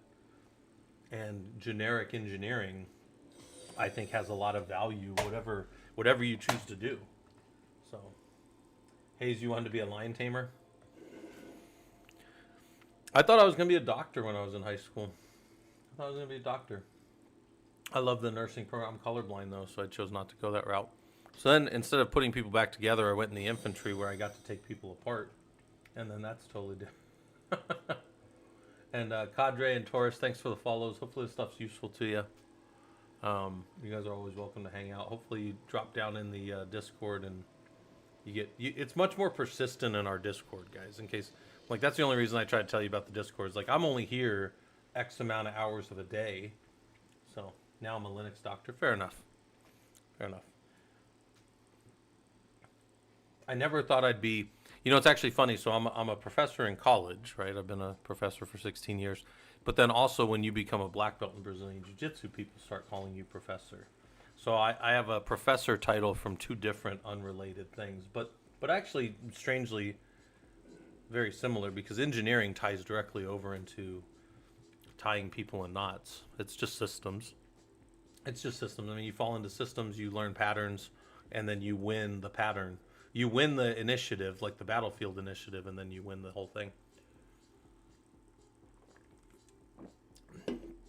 Johnny, hopefully I'm saying that right. Johnny over on YouTube said, I have a question. I'm learning C, but connecting the logic with what I know is a bit hard. What would you suggest? Except practice. Oh, well, so I don't directly like let's just say, you know, as a professional, I do not code, but I do code all kinds of things that are you know, I'm not a professional like software engineer. But that being said, one of the best things I think you can do to get better is watch other people and hang out and talk with other people that are doing it. So what I mean by that is you already, if you're doing C, you know how to import your libraries. You know how to do your data input and your data output. You know, this is, you know, basic computer science. But maybe you don't understand well, you know, the proclivities of maybe how you call a function or what's good. So that's where you go and you look at like architectures that other people have built, or you watch somebody that's like a C coder do stuff. That's one of the things that I think are good about Twitch is where you can go and just hang out and watch somebody do like leak code practice or something. But yeah, I would tell you just like for me and you know, as a guy who habitually learns languages but doesn't really use them enough to ever get proficient in them, I would tell you the best way that I know to get proficient, because I'm very proficient with Bash and like Ansible, which is, you know, just YAML under the hood, is that I have to use them to solve my problems. Once I use them to solve my problems, it's like doing something live, and then I feel like I'll never forget that again. Like I will understand how to use a block inside of Ansible for the rest of my life, I think, because I've used it professionally a lot. But if I had never done that, if I had just sat there and read it like every few weeks, I would never have gotten it, right? So anyways, that's my thoughts on that, Johnny. If you're already learning C and you already like understand the structures, right? But now you've got to go put the structures in place and like say, okay, well, I can make C print something out and I can make C read something in. Now I need to use it to, I don't know, build a file system auditor or something. I don't know, whatever. So yeah. So Johnny, you just got to go watch somebody that's that knows it. Also, you just triggered one of my favorite jokes. You said you struggle at recursion. Recursion's simple. First, you just need to understand recursion. Yeah, recursion's easy. First, you need to understand recursion. Anyways, that's a terrible joke. It's actually a great joke, but but it doesn't help you much there. I would just tell you find a group of people that are interested, right? Like find even if our Discord doesn't do it for you, you know, find a programming Discord where people sit and work through problems where you can watch it. And I tell you, like a lot of engineers don't like people watching them because they don't feel confident, but you find a group where people will like really work on stuff and show you stuff, you'll pick stuff up a lot faster. I really do. Like I learn stuff all the time looking over other engineers' shoulders. I'm like, oh shit, I didn't know I could do that in a command. Like, I've been using Bash forever. I didn't know I could do that, and I pick stuff up all the time. So, especially just simple usage of things. Andre, I thought I would follow suit. What did you say? I will try to earn a couple of years software architect and Linux hardware firmware and security champion. Nice. Well, we definitely want people here that are good at this stuff, because while I've been around doing it and a lot of the other guys have been around doing it, we want people who are like that, people that have been doing this and are an architect and understand these things to help the more junior people and all that kind of stuff. So I definitely appreciate anybody hanging out.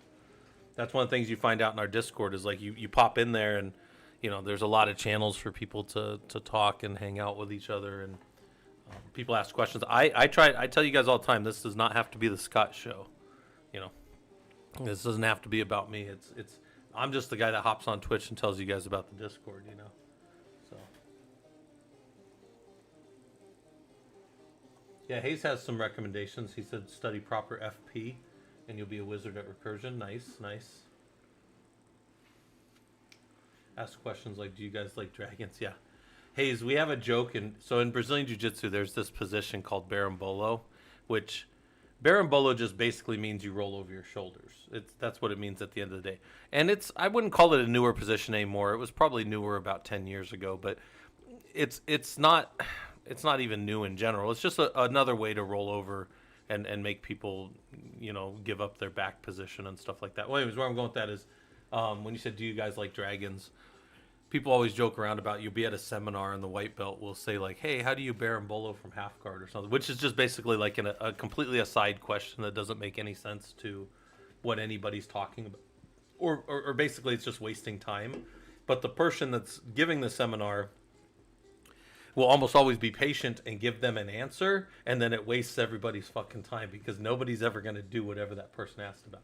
So it was when you asked about do you like dragons, do you guys like dragons, it's the same kind of concept. You just it's funny and it's whatever, but it's like probably just going to waste everybody's time. Yeah, judo's pretty good. Yeah, Darth Vader, I'm a fan of judo. I did a lot of judo when I was younger too. Problem with judo, man, is it's like if you ever listen to a judo class from outside, it sounds like an iron forge where people are just beating a sword between a hammer and an anvil, because you just hear thump, thump, thump, thump. You just hear these bashes, and then you look in there and they're just fucking chucking each other onto the mats, and it's so funny. So what's that move name in reference to martial arts? Bolo Young. No, I know who Bolo Young is though. No, a berimbolo just. I'll show you guys. Hold on. I'll show you guys what a berimbolo is, because you're probably like, what the fuck is this? This is what it looks like. It is an inverted position in jiu-jitsu. So it says right there it's an inverted, but it looks like this. You start to roll over your shoulder. So this guy's probably going to actually do the move here if this runs. Hold on. Yeah, they're not really showing it very good there. A berimbolo looks mostly like that right there. So he's inverted, and then he's going to pass. He's exposing this guy's back in this position right here. I don't want to do whatever that is. That's a berimbolo right there. Boom. And you'd be like, well, why is that useful? Well, because if he had kept a grip on the guy, he'd do this to him. Boom. It's super easy. Berimbolo is a super easy position to learn. It's been around for a while. It's a very simple move to do. I'm a big guy, so I don't use that a lot, but it's super easy to do. And super easy to get good at. But anyways, so we joke around about it because people waste everybody's time with questions about getting there from like stupid positions. That was the joke. No rope dominance. Surprisingly, that move's surprisingly not that bad. Rolling over your neck like that. It's actually, you can actually just kind of spin on your back like that guy did there, which is perfectly acceptable too. It depends how like engaged you are. So, but while that is still, you can apply a lot of engineering to Brazilian Jiu-Jitsu. That's not necessarily what we do around here. Although we hang out in the Discord and talk about all kinds of stuff. We even check on Ranger Dog. Look, there's my dog Ranger. For people that don't know him, Ranger is the most ferocious guard dog that is now retired this world has ever known. No, I'm just kidding. Ranger's always been lazy, but as long as he barks once and gives me a warning, he's good. We like Ranger. He's a good dog. All right. We're going to check a couple things real quick while we're hanging out here.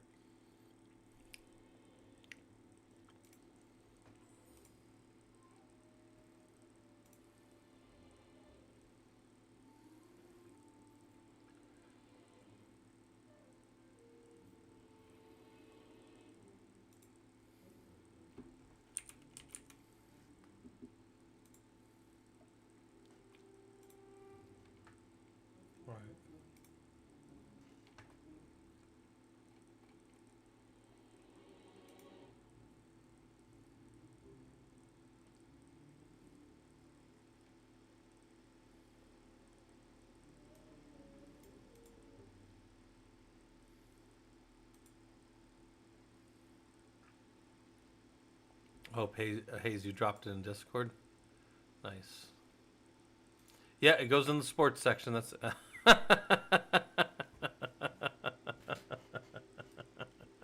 Hold on, I gotta pull that up because I could pull this up on here too. Hold on. Where's our? I know I have Discord, and then I know that I just need to make it post. Whoops. Here's Discord. And then I think I just need to move it up a little bit. There it is.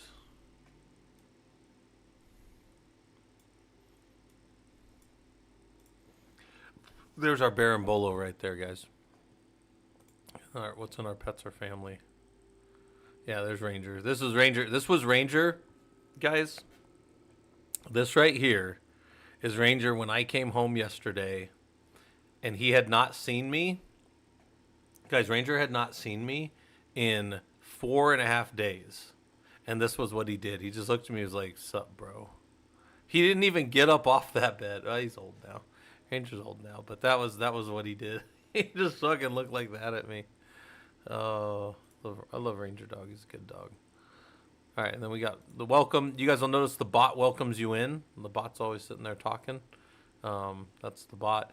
There's job stuff. You guys are welcome to post in here. Like people take off their names and other info and stuff, and you can see what's going on. But if you go back through here, you see discussions of getting the job and different stuff. And here was somebody, this was another one of our guys who posted some stuff about getting in and doing stuff, right? There's plenty of stuff going on, and then general stuff. There's probably some good info in there as well. So yeah, the Discord's always kind of popping. You guys can always hang out in there and do whatever. No, I didn't have a tournament. If you're talking to me about the Brazilian Jiu-Jitsu, we just went and it was just a camp this weekend. I was out in California for a camp, just hanging out. A bunch of good friends from all over the country. We all get together and just train. I was actually training. There's a really good set of brothers. They're young dudes. They're probably like in their early 20s, and they're really good. They're like one of them's got an ADCC type title, so. And his name, so they're the Rutolo brothers, Rutolo. They're really, really good at Brazilian Jiu-Jitsu. And one of them came and taught part of our camp for a little bit, and that was kind of cool because he's like really technical kid, really good. So, yeah, Robodon, we're going to do another conference in August. I'm still trying to find people to come talk to it. So I'll get more information as I go, and I'll post more stuff up for you guys that want to come and hang out, and hopefully it'll get big enough again where we just like crash the Discord. I love when the Discord can't handle how many people we have. That's one of my favorite things. But yeah, Robodon, we're gonna do another big conference. I'm gonna get more people to come and talk. Malvi, Grafana, Loki, and Prometheus. No, they're different. So Prometheus is a time series database. And it's optimized for TSDB. Loki is a API that stores everything. I guess it probably does store everything in time series database values, but Loki is designed to be queried with logql, which is like a log querying language, and then Prometheus uses promql, but so they're different in that sense too. But Prometheus is optimized around time. And what they call not metrics, but labels. So time and labels, right? So that you can get spans and traces of data. That's how Prometheus is set up. Loki is set up it's optimized on what's in the logs, and you can query the logs for like regex and stuff like that. So they are different for sure, and different use cases too. I use Loki for logs and Prometheus for metric data. That's what I use them for. So they're definitely different. So my thoughts on it though, but your mileage may vary, which is one of my favorite engineering quotes around. Your mileage may vary. So if you guys need any questions answered about any of the stuff you're seeing, the right side of the screen is just some of my systems being monitored, and we're checking the cluster. Just watching for output. Left side of the screen is just things we've been talking about, and I just have them spinning in a Revolver tab of Google Chrome. So if you guys need any of that stuff on the left there, let me know. If you guys want to join the Discord, I know RoboDom's been dropping that in there, so you guys can ever go on. Chico had asked, did I ever get the Prometheus cert? I have not taken it yet. I still need to. I have some pretty cool stuff that I've studied. I probably was ready in August to take it. I just haven't sat down. I really want to just give it like a couple of good solid days and then just take it. I really should just take it. I have to take it by June, I think, or I'll lose my thing. So, no, that's a good reminder. And I also need to take it before May, because May, which is only a month away as of tomorrow, is when I start my PhD back up. So I'm going to be super busy again with my PhD. Some of you guys remember I'd been working on my doctorate the last year, and then in January I kind of took a little break, and then I'm starting back up in May. So it's going to be busy time all over again.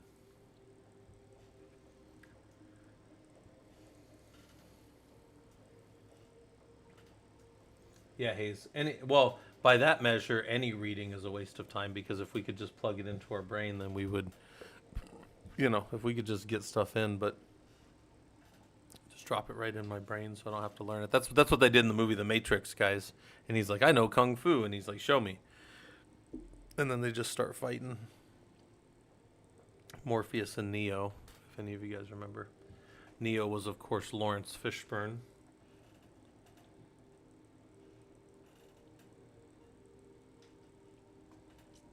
You guys aren't super familiar.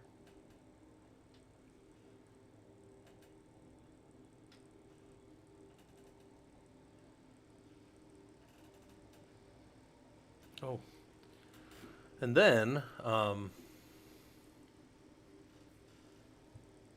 less reading, more Kung Fu. Fair. And we were kind of talking about that a little bit. Books have wasted so much. They're flammable too. Did you ever think of that? Yeah, Darth Vader. The martial arts in the Matrix were really good. Also, it's one of the first times they really put good special effects into a movie. Like, what was that, 1999? Like, I used to explain this to people like this, where, because I grew up in the 80s, right? I'm from 81, right? So 81 on, you didn't have really great special effects in movies until the mid 90s, and probably until like the early 2000s, maybe even like around like 2010ish. You couldn't make a movie primarily out of CGI without like major costs and major problems. So like, I used to tell people, like, they'll be like, well, why do you like anime still? Why do you like, art or animation type stuff? And I would tell them, like, because that's the only way you could tell some of these stories. Some of these stories, you couldn't do them live action when I was a kid. You couldn't, like, you had to have, like, Lou Ferrigno running around painted green as the fucking Hulk when I was a kid. Well, and that was even before me. But I'm saying, like, there was no way to do that without animation. But nowadays, like, CGI, you can make a whole movie out of CGI, right? Like, you literally just have a dinosaur just come and eat somebody's face off. It doesn't even matter anymore. But my point is, like, you had to do that. Yeah, I'm pretty familiar with Ray Bradbury and the whole Fahrenheit 451. I remember that. Yeah, the books. The firefighters had to put the books. Yeah, they had to burn all the books. That's actually there's some funny stuff inside of that book that are kind of in reference to things. Also, there's another great book that's similar. It's not quite Fahrenheit 451, but it's early 90s. It's called Snow Crash, that I really love. 80s movies, puppet fear, clay animation, fair Robodom. Yeah, like the oh man, the Titans might have even been earlier than that. Now that I think about it, the Clash of the Titans type stuff. But anyways, oh, Lou Ferrigno's still your favorite version of the Hulk. Well, he was pretty big, but he was still the only one that he's the only one that could do that. Because they didn't have the animation, they didn't have the stuff to do that.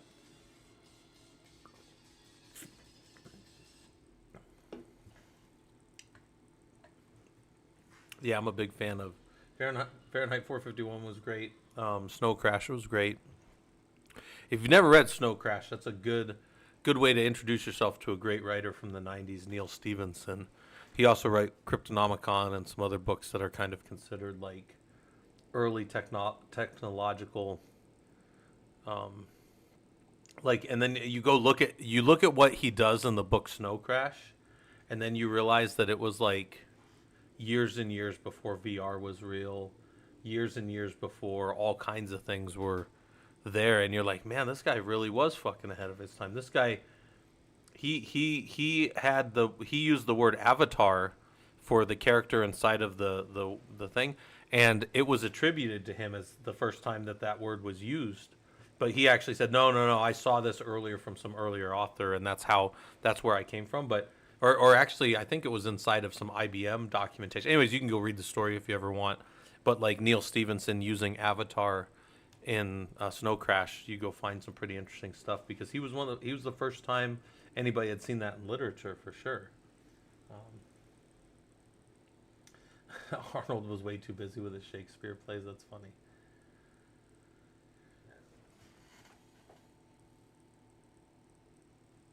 Oh yeah, MMORPGs for sure, for sure. All right. So anybody wondering, we're just kind of co-working today. I'm working on other stream or other screens, and you guys are just kind of seeing what's going on in my home lab here. I've got some stuff spinning, different things that are kind of going on in our environment and stuff. Also, not that I really keep track of Twitch very much, but we're almost to 5,000 people, 5,000 little followers over on Twitch. Um, I don't really pay attention to that so much, but that'll be a nice thing to cross whenever that happens. I think I get a lot less followers on Twitch now because of this. I do not. My old VODs you can't see unless you're a subscriber. And I just changed that because the VODs are going to go away anyways on Twitch. So I figure people should just go watch them on YouTube. So if you ever wondered why I did that because it's easier for people to just go rewatch old stuff on YouTube if they want to. That's what I think anyways. So I remember laughing the first time I saw Jaws and he jumped on that boat. It looked terrible. The boat? Yeah, awful. That is funny.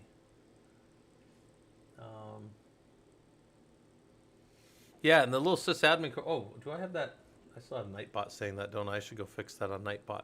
But yeah, the Nightbot should be telling you guys about these Linux sysadmin courses that we have. Whoops, over here. And they're free courses. They're running. Even if you miss them, you can go back and you can go, and this is a free book for both of them that just will walk you through all the pieces. The guys are still building the security engineering course book, but you guys are welcome to hang out in there and do all the stuff that we kind of hang out and all the things we've worked on or talked about. You can hang out and see what else is going on over here. Let me pull the Discord back up real quick. Boom. There's our events. So Linux sysadmin course is at 3 p.m. If you look in Discord, it'll show you. It'll always show it in your time. So my time it's 3 p.m. But your time it'll be whatever time. And Linux sysadmin course will be our next one will be Saturday, April 5th. It'll be Unit 2. And then the security engineering course is also coming up, and it'll be 5 p.m. So I talked for an hour in the first course. I'm not going to try to stay on later than just 1 hour. I talked way too much last weekend, but then this next weekend, then 5, I'll start the security engineering course, and we'll go through those topics, and I'll give you guys your discussion posts. Discussion posts always pop up over here, so you'll get them in the Prolog project section. So this is where you want to go and start working. If you haven't done your discussions yet, this is where you go and you get in there and you start discussing with others. So you've got to do a response to the questions, one, and then you do your responses. So you respond to the original question, the original topic, and then you do one response to somebody else. So you go find somebody and you're like, oh, hey, Probable Steve, that's a really great point. I think that, for systems engineering, I think that, you should have a CCNA. I don't know, whatever, right? Like, work with people and talk about the different pieces of what you think. And then also you got to find a job post and then tell me what you know how to do, what you don't know how to do, and then how can you close the gap? What are you going to do? And then respond to somebody else as well. We're doing the same thing in the security one. There's some really good Even if you're not taking the security course, you guys are welcome to go read all this stuff. Go see what people are talking about. Yeah, Rogue Dom, we're on week 2 this week. Last week I was off. I was out in California, so there you go. It'll be excuse me. Also, for people that want to work ahead, everything for the sysadmin course has already been recorded. So you can go through and you can do everything on the sysadmin course now. You know what everything is. You just have to wait for the discussions to come up. You can write your discussions early. You know what they all are. I'm not changing them. And then for the security course, you don't know the stuff yet, but you'll find it as we go. So you said, well, I'm thinking about the sub posts and discussion threads won't allow for up file. Oh, am I the only one that can do that? Because I know I had posted some like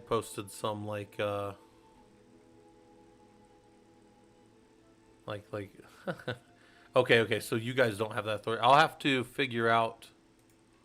I think there's I think I can edit the channel and then go to permissions and then say general channel permissions, and then I think send messages and threads they can do. Can't create threads, can't attach. Can you attach files? But I think I have to do that across. Let's see. Manage threads, polls.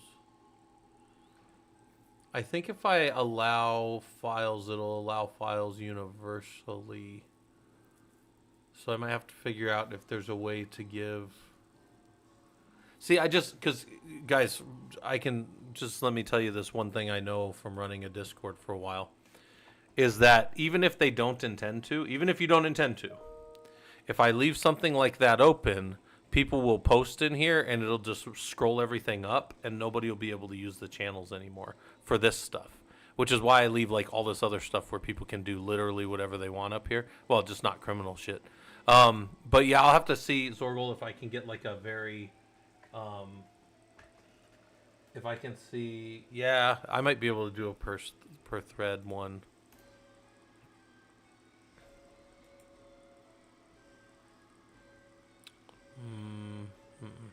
Shit. No, I don't see it in there. Maybe I'll have to look at it, but I can tell you that just what'll happen is somebody will just messing around, they'll drop stuff in here and you say, how do you know that, Scott? Well, I know that from running a Discord for a long time. They're not trying to be difficult, they're not trying to cause problems. They're just, it's just what happens. Yeah, so in the course we'll do Docker and Kubernetes, and I want to say week. That's benchmarking, so maybe it's week 11. Telemetry, is it 13? Nope. Maybe it's 9. I don't know where it is, guys. Yeah, we do Docker in 1 week, and then we do Kubernetes in the next. So it's 9 and 10. Yeah, we do containerization. Unacceptable. All right. Anyways, we walk through. And I make you guys do some Podman stuff, mostly Podman stuff. Yeah, so you do, if you've never messed with any of this stuff, here's some downloads. And then the lab makes you do a bunch of Podman stuff, and then you run just some, library, and then you go and you hit it. This just makes you do a bunch of Podman stuff, and then go kind of look at what's happening. Then I show you how to build an application in a container. And I think for some reason this broke in Rocky, so I told you to go troubleshoot it. But you could go build this if you wanted to, or you could build your own. Some of our guys are way more advanced than any of that stuff in there. And then Kubernetes is just the orchestration of all that. And then looks like the guys have been putting together some really good stuff. And then, come in here and look at Kubernetes, and I make you troubleshoot a little bit. There's a weird question and there's a weird deployment, and you got to go figure out what's going on. And then I think the other question is you're a network operations lead, and there's some things that are happening, and you want to do cluster check procedure for your system, right? So there's that. So there you go, boom. And these guys have been doing a really good job of putting this all together as just its own course. And then you guys, even if I'm not around to run it, you guys can at least go read everything and watch everything and figure it all out. There's like a lot of good stuff going on. Yeah, we've started the course that's going. Um, Thanks for editing that, Robodom. I know it says we're starting the course. Adrian, you can absolutely start. I let you guys start this all the way to the end. So you can absolutely do discussion posts. Yeah. Yep. And technically we're still in Unit 1 until next Saturday. Even though I did 2 weeks for it, I was out of town, so basically everybody got a little longer start time. Moonpie Dumpling said, what's my expectation for how long it should take to do a unit? I'd say within each unit, like the time that you should spend is probably somewhere between like 6 to 10 hours. I would say each week is probably going to take you about 6 to 10 hours work. Because here's the thing. You could, I told you guys, this is how I am with labs. You put me in a lab with a room of 30 people, I'll be the first or the second person done on those labs. Right? Like if I'm in a course or like watching something or doing something, 100%, I'll be like one of the first 2 people done. I will not have learned a single damn thing. I will not have learned a single thing, guys. I'll just have blown through the labs really fast. Then I go back and I sit and I like absorb it a little bit, which is why I have like the reflection questions and things for you to think about, because I know this about myself. I blow through labs very quickly. I'm very good at doing procedural things that you show me, and I'll always be one of the first people done. But that being said, I don't learn anything. So then I got to pick my head up. I got to go back and I got to think about what I'm doing, and then I learn it. So it's the same thing with the labs. You could put your head down and just blow through these labs in 10 minutes. But I also give you all these other things, like go read about this terminology or go spend some time in the discussion posts and read what the other people have said, because they're going to come up with completely different things than you ever thought of. So to answer your question, you could probably, if you just like rushed it as fast as you could, I think you could do each week in an hour, right? If you get your discussion questions in, you could get your discussion posts, you could get your, your time in the lab and stuff. But if you really wanted to like sit and let it marinate, I really think that you could learn a lot and feel like, hey, I'm really ready to go do this professionally at about, maybe 6 to 10 hours a week or so. So hopefully that answers the question of like how long I think it should take to do a unit. So yeah, so that's kind of what we're doing. We started a new Linux course. Yep, that's going. Do the chapters in the books. It's a great learning opportunity. Yeah, I think, Zorgel, I know you're one of the guys that's been helping the guys put that together, but yeah, you guys have been doing a great job on that book. And I remember I was talking to Treasure very early on with the book, and I'm like, I want all our course stuff to be completely free.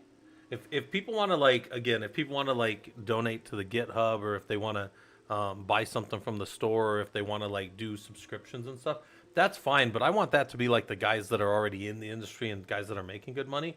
I want the people that are starting out that are like, hey, I do this thing and I just want to get into Linux. I don't want there to be any barrier where we're charging them for this stuff, if that makes sense. I want you guys to know that we'll support you. And then look, if after you get all done and you get a good job and you want to flip a nickel back to the group so it helps the next guy, that's fine too. But I tell you guys all the time, and this is how I told Treasure, was I want these books to be free so that people can go in there and do this stuff. So yeah, Rizushi, that's one of the things that people have been telling me is they feel like they get more here than they did at the university. I took one Linux class in college. I had one Linux class in college. All the rest of the stuff I had to learn in the wild. And I feel like I had one or two good mentors early on.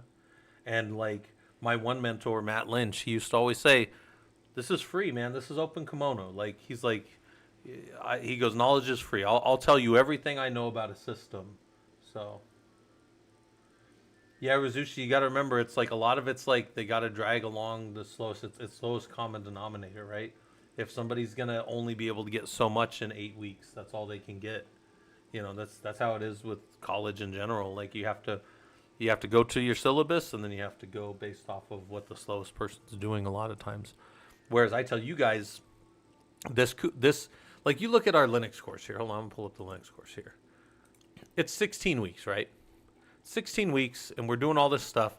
And let's say you blow through the Kubernetes stuff real quick, and then you say, Scott, I always think of, there's this game Oregon Trail when I was a kid.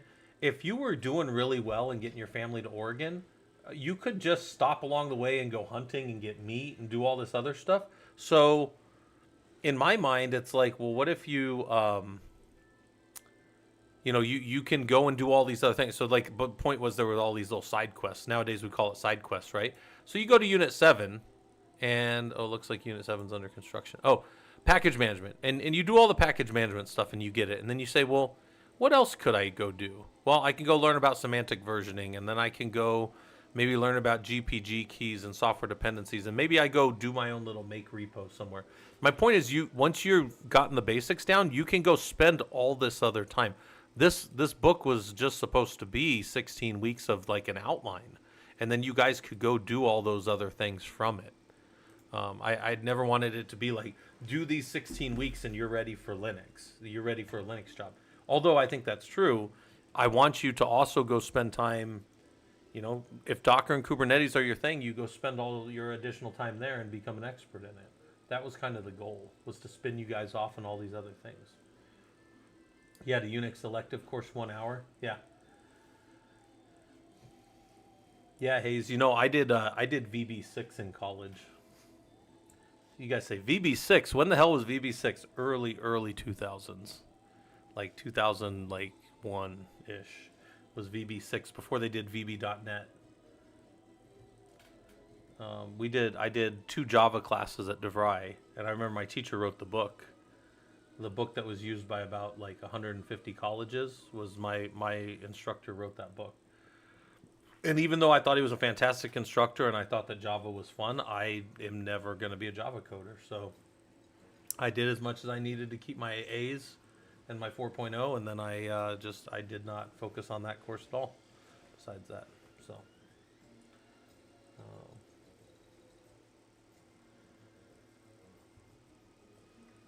yeah, Razushi, sometimes you'll have people that, if there's language barriers especially, it can slow you down a little bit. And it's unfortunate, but it's true. Hey, Preza, hopefully this stuff's useful to you. Thanks for the follow.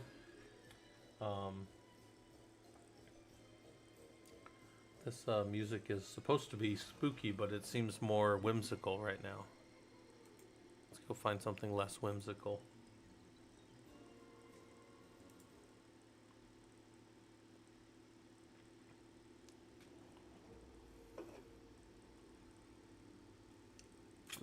All right. How's it going, Pressa? We're just hanging out. A little bit of co-working. I am kind of showing you guys. Well, we're just kind of hanging out with the professional Linux users group, which is a bunch of people that do Linux. Most of us do it professionally. And I'm just kind of answering questions. I'm co-working. I'm on another screen doing stuff. And that's kind of what I'm doing. Oh, nice. Yeah, cybersecurity. Yeah, we focus on that a little bit. We mostly do the blue team stuff. There will be a little red team stuff in the future for us, for the people that are interested in that. But yeah, cybersecurity degree is awesome. Hanging out and doing this stuff is always good.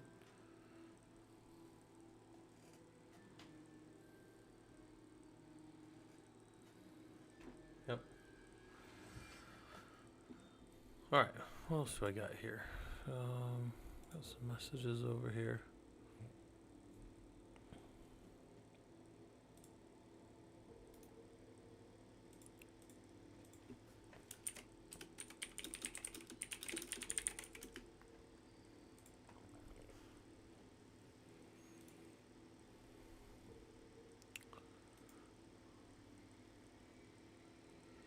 Let me see, where is...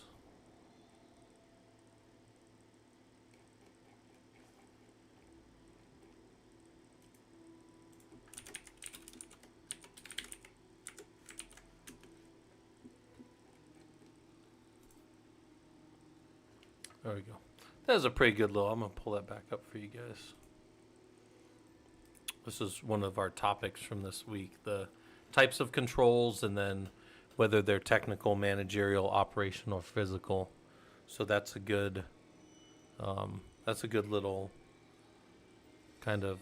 those were the 4 control categories, and then the 6 control types that we looked at. And you can kind of look at them and think about how that fits in with what your understanding is. That's on the security course. I'm showing you guys the security course over here. On the top right of your screen there. Those are just the controls. Actually, can I zoom in on that a little bit? Yeah, boom. Excuse me. Wonder if I can make that. No, that's fine. You guys should be able to see that.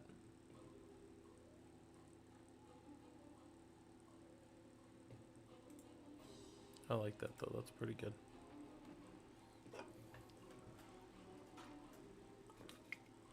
So it's Monday. What's everybody up to? Anybody doing anything fun this week? I always ask that down in the Discord. I didn't ask it today yet, but what's everybody working on? What's everybody interested in? I know we got some people. Sounds like Preza's doing some cybersecurity stuff, so that's awesome.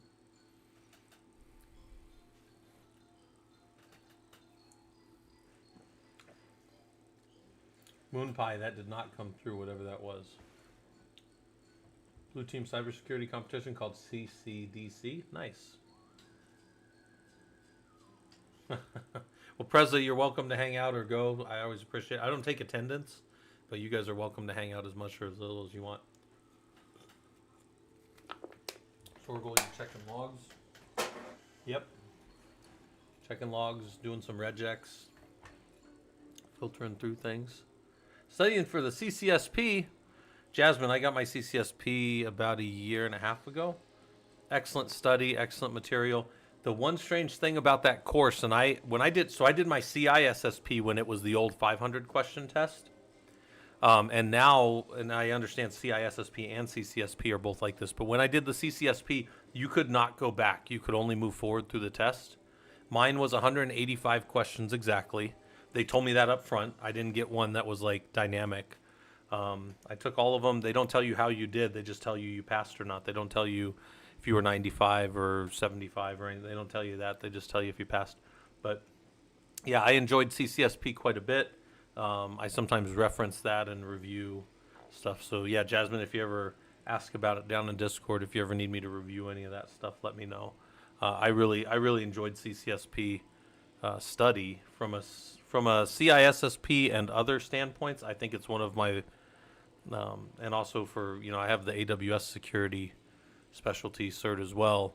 I think the CCSP is a very, very good body of knowledge to study for security people. So, Archon Joe, you got your backups. I need to get better backups in my home lab. I back up a lot of my stuff to my Linux environment, but then from there I don't back it up further, so I do need to do that better. Moonpie just said, do I have control of the website? You could use PWDA and service workers, which lets the website run offline. I do have control of the website. Oh, is the website busted right now? Sometimes my my prolog.org kind of acts weird, but I need to set the caching up better inside of AWS. I need to do that one of these days. We'll probably do it sometime this week. I just haven't gotten around to it yet. Rizushi, you've been working on unit group projects, got absolutely screwed over. Yeah, group assignments, Rizushi. I know people hate them, and I know my college students hate them. And this comes from being a professor for 16 years and then, before that, being a student. My thing about group presentations is I just always made sure to, like, if I had to do it myself, I just do all the work so that I would get the grade for it. And then if the other people weren't doing it, I would just note it. And then I would just let the teacher know. Because, like, I'd be like, look, man, I'm an adult at the time. And I'm a combat infantryman, too. So, like, I was back from Iraq at that point when I was in college. And I'm like, look, man, fuck it. If you guys don't want to do the work, don't fucking do the work. But I'm not going to put your name on it, That's all there is to it. Like, if I have to do everything, like, that is what it is. But I never let, like, project work bug me as much as I've heard people say. Also, fun fact, I have never wanted to be in charge of anything, but they've always put me in charge of projects. That's always been a thing, and I think I've told you guys too. This is super Chad, but it's true. They've been trying to make me a manager at work for like the last 20 years, and I just refuse to be a manager. No, Robdom, I run the Prolog site local. Hold on. I'll show you guys. I actually run the Prolog site on in my local home, but this is kind of how it works for you guys that see it. So Cox blocks internet port 80. So in my home lab, we actually have a service that's facing out from our back end that's running it, the prod. Um, and we're on a deployment of green right now, technically, because we're on version 2. And then it prologasuscom.com on port 8080 is the site. And then the site has been grabbed on port 80 from CloudFront. And you guys are actually going to prolog.org, which is pointed to the AWS CloudFront. So, yeah, we run it internal. Yeah, the site is up right now. Where's he at? Where's that thing at? He should be up right now. Where's he at? Right here, yeah. Yeah, he's up right now. Should be cached for you guys. There's our little start of our shop. We're gonna get more and more stuff in there for people. So, yeah, Jasmine. I wish I had something to point you at like I do with the CISSP. With CISSP, I always show people the Sunflower dock, which is like one of the greatest docks ever. You guys have never seen this. But unfortunately, the CCSP, I don't think the CCSP has something for this. Hold on, let's go here. Sunflower dock. Yeah. So this is like the best dock ever. So if you were doing CISSP, I would recommend this. This is so freaking good. Like, look at all, this is just everything about getting ready for your CISSP. So many concepts and things to go and study more on. But I don't know if they have, let's see if they have a CCSP version. No, they're all CISSP. I don't think there's a CCSP. I am a big fan of just going to study guides right off of GitHub. Because somebody's got a really good study guide. Somebody's always got a really good study guide. I don't even know who this guy is. But somebody's always got a good set of notes around. Here's some practice tests and stuff. I think I've told some of you guys, if you've been around, I'll do whatever thing I'm looking for, and then I'll just go off of GitHub. So like I'll do that same thing with like a CKA or a CKAD. But here's the, what's going on here. Who's Dean Bushmiller? Does he have any good stuff? Yeah, here's exercises, resources for Africa class. It looks like he's got some kind of college thing or something, or he's paying for somebody. I don't know, probably. But for free stuff, there's a lot of good free stuff in here too. And here's the body of knowledge, the BOK, right? The body of knowledge. This is always good to know what you are required to do and know what you are required to know. Here's all the components. You need to know these things. You need to know your cryptography. Is this the whole book? There you go. Yeah, it looks like it might be the whole freaking book. But all I did was just look for it here. All right. There you go. Daryl said, do I do any NixOS work at all? Been working on it for 2-ish years now, not looking back. Yeah, I've set up NixOS in the home lab. I have not used it professionally ever, no. I have not, get rid of that Discord again. No, I haven't used it besides just setting it up and playing with it a little bit. I have thought about using NixOS for some of our lab stuff, but the reason I haven't is because I want to use Rocky Linux, so when I give people admin to it, they're like a real admin on like a real server. But NixOS does have some really interesting use cases that I think are getting ready to be used in the industry more. Basically just, making a server really be a CI/CD deployment. Now, I do stateless machines with Werewolf, which are very similar, except we can change them in flight. Whereas NixOS is, if you guys don't know, NixOS is immutable. You can't change it once it's deployed. So I have not used it in a professional workload capacity yet, but it would be an interesting thing to see it happen, Daryl. I just haven't seen it. I mean, especially one of the big problems too is you got to get FIPS compliant for government stuff. So that's a thing that kind of comes in there, and so.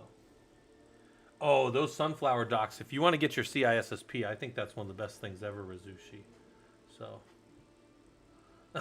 Probable Steve. Hey, Probable Steve, I actually pulled one of your discussion posts up earlier.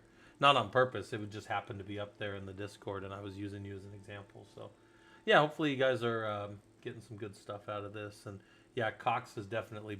Yeah, we used to joke around. So Cox is my internet, COX, and we used to say that they'd come and cut off your Cox if you didn't pay them.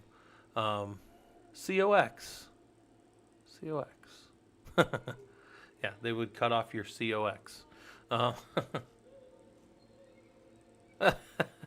my little closed captioning doesn't want to say it. I don't know if you guys see that, but it's like pausing longer than it should. Um, Rizushi, you don't ever bother with Terraform because Nix is just way better. I tell you guys all the time, hop down the Discord and get a discussion going between you guys that all love Nix OS. There's nothing wrong with it. I haven't seen it be used professionally in the industry. That's one of the reasons I don't focus on it. So like, some of you guys know I don't try to be difficult about things. It's just sometimes things don't have like a use case yet that I've been able to see, you know. Daryl, you were Debian for 20 years. Nice. NixOS changed everything. Yep. Everything pushed to get and secured, and we don't call it immutable but procedural. I like that. I like that. Yeah. I built a lot of excuse, excuse me. I built a lot of servers that are stateless, so you know they always come up clean. But when they're running, you can still change them if you want to, but then when you reboot them, the changes go away. So that causes more of a, you need to think about what you're doing within your systems, obviously. Because if you're not thinking about what you're doing, then you're, deploying things and not having things work the way that they should. And yeah, there's always something to think about. So let me see if I can, I want to not be connected to any, there we go. All right. Can't believe that the best CC is nested randomly in PowerPoint. Yeah, it is, Arth Vader. It's surprisingly good down here.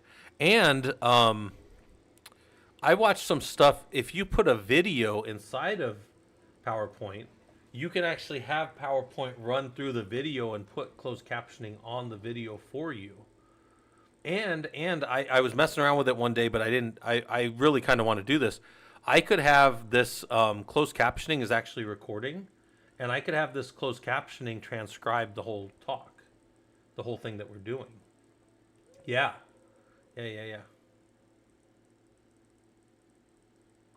Oh, yeah, Rizushi, there's really good. I've seen some pretty good closed captioning stuff out there. Whisper, I hear, is better or good. So, but this is, yeah, for free and for what it is, it's fine. I mean, I think most people at least kind of know what's going on now. So even if you have to listen on a low volume or something, you can at least read what's going on. Maybe you're on a train or something. You know, too many people around you, and you just want to. So, Daryl, you said we had 300 Nix servers as a government TS environment. Add a new box, just give it a manual IP, push it, and it's live. Nice. Yeah, Daryl, that's the first time I've heard of Nix being used in a actual. I mean, I do a lot of government stuff. I work in a fair amount of top secret environments, but I tell people all the time, like, anything that somebody can get a use case for and make it valuable. Like I've seen a lot of value in Nix. I just haven't seen, like, I just hadn't seen it live. So if you guys were using it live, that's awesome. That's really awesome. Especially in a professional, like in a government context.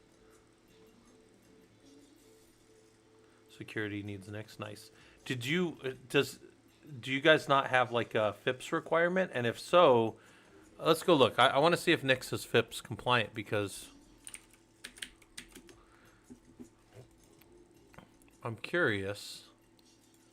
Again, I'm not trying to disprove anything. I'm wondering, because Nix is, let's see what their,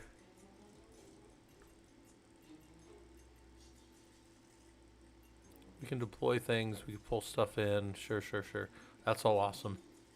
I just want to see.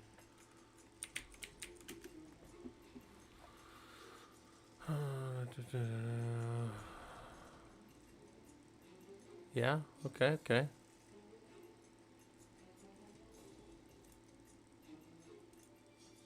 I bet I can almost guarantee you there's a blog on this.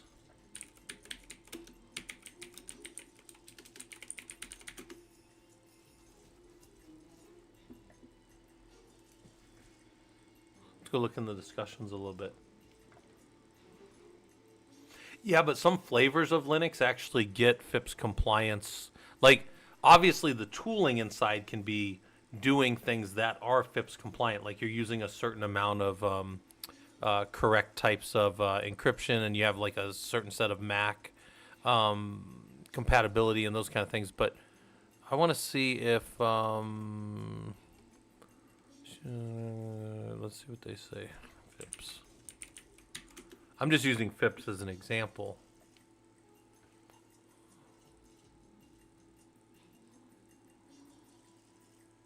Perverse incentives. That's funny. Where's that going to go?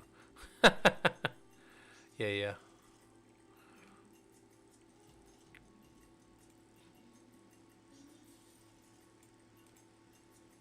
Yeah, here's a big part of the FIPS thing. All right. Let me see.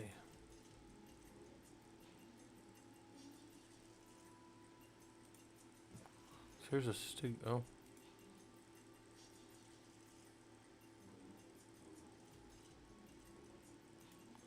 So this would be the best place. We'll just go right to their wiki.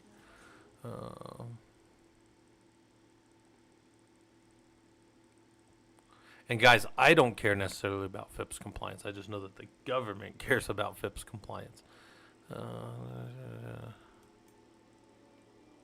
Lux is good.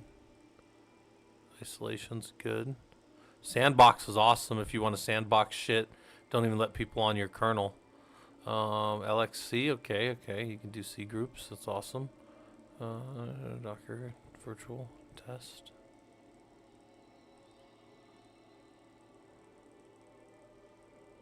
This is a big one for the government too. Although, like, I'm not such a big fan of SE Linux as people might think, but it's fine. It's fine. It's a fine tool. I just don't think it's the end all be all. Good Linux hardening stuff in here. All right. It's got all the things that are required to be a good OS for security, so that's good. Some of you guys know, if you ever work with government, especially like ISSO, your information system security officers, they are simply checking boxes. They do not care. Like, if you can't say somewhere and document somewhere that this is FIPS compliant, then they'll just say, well, we can't use it then. And you're like, but I have all the pieces. And they're like, but yeah. So it's no, this is awesome. I'll look into it more. I might set up some Nix environment, like, lest anybody say Scott's over here bullshitting. Hold on, I'll show you guys. I'm always bullshitting, but I'm not bullshitting too bad. Watch this. I'll pull this up and I'll show you guys right here. I'll drop this down and you guys should be able to see. Oh, why is that not showing? That's weird. You guys can't see the drop down. That's weird. I have a drop down here of oh, I don't see Nix OS in there. All right, well, I must have pulled it out. Hold on, I'll pull this up. I'll show you over here.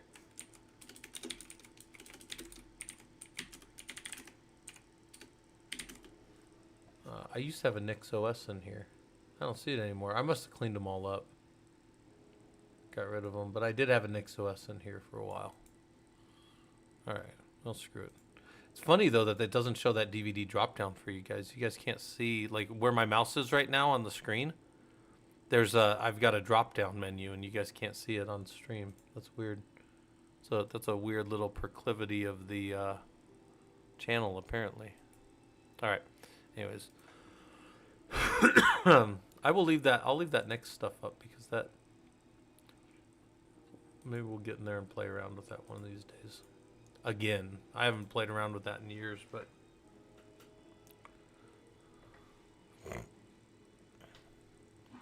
yeah. Well, and Daryl, one of the things I did in the security course this last week. So in this course this week, the one right here that just popped up, one of the things I had the guys do when we were doing the standards and compliance was I had them argue. not argue. Argue is not the right term. In an academic sense, it's a defense of your position, right? Let me pull this thing back up real quick. It's a defense of your position is actually what it is. So give me 1 second here.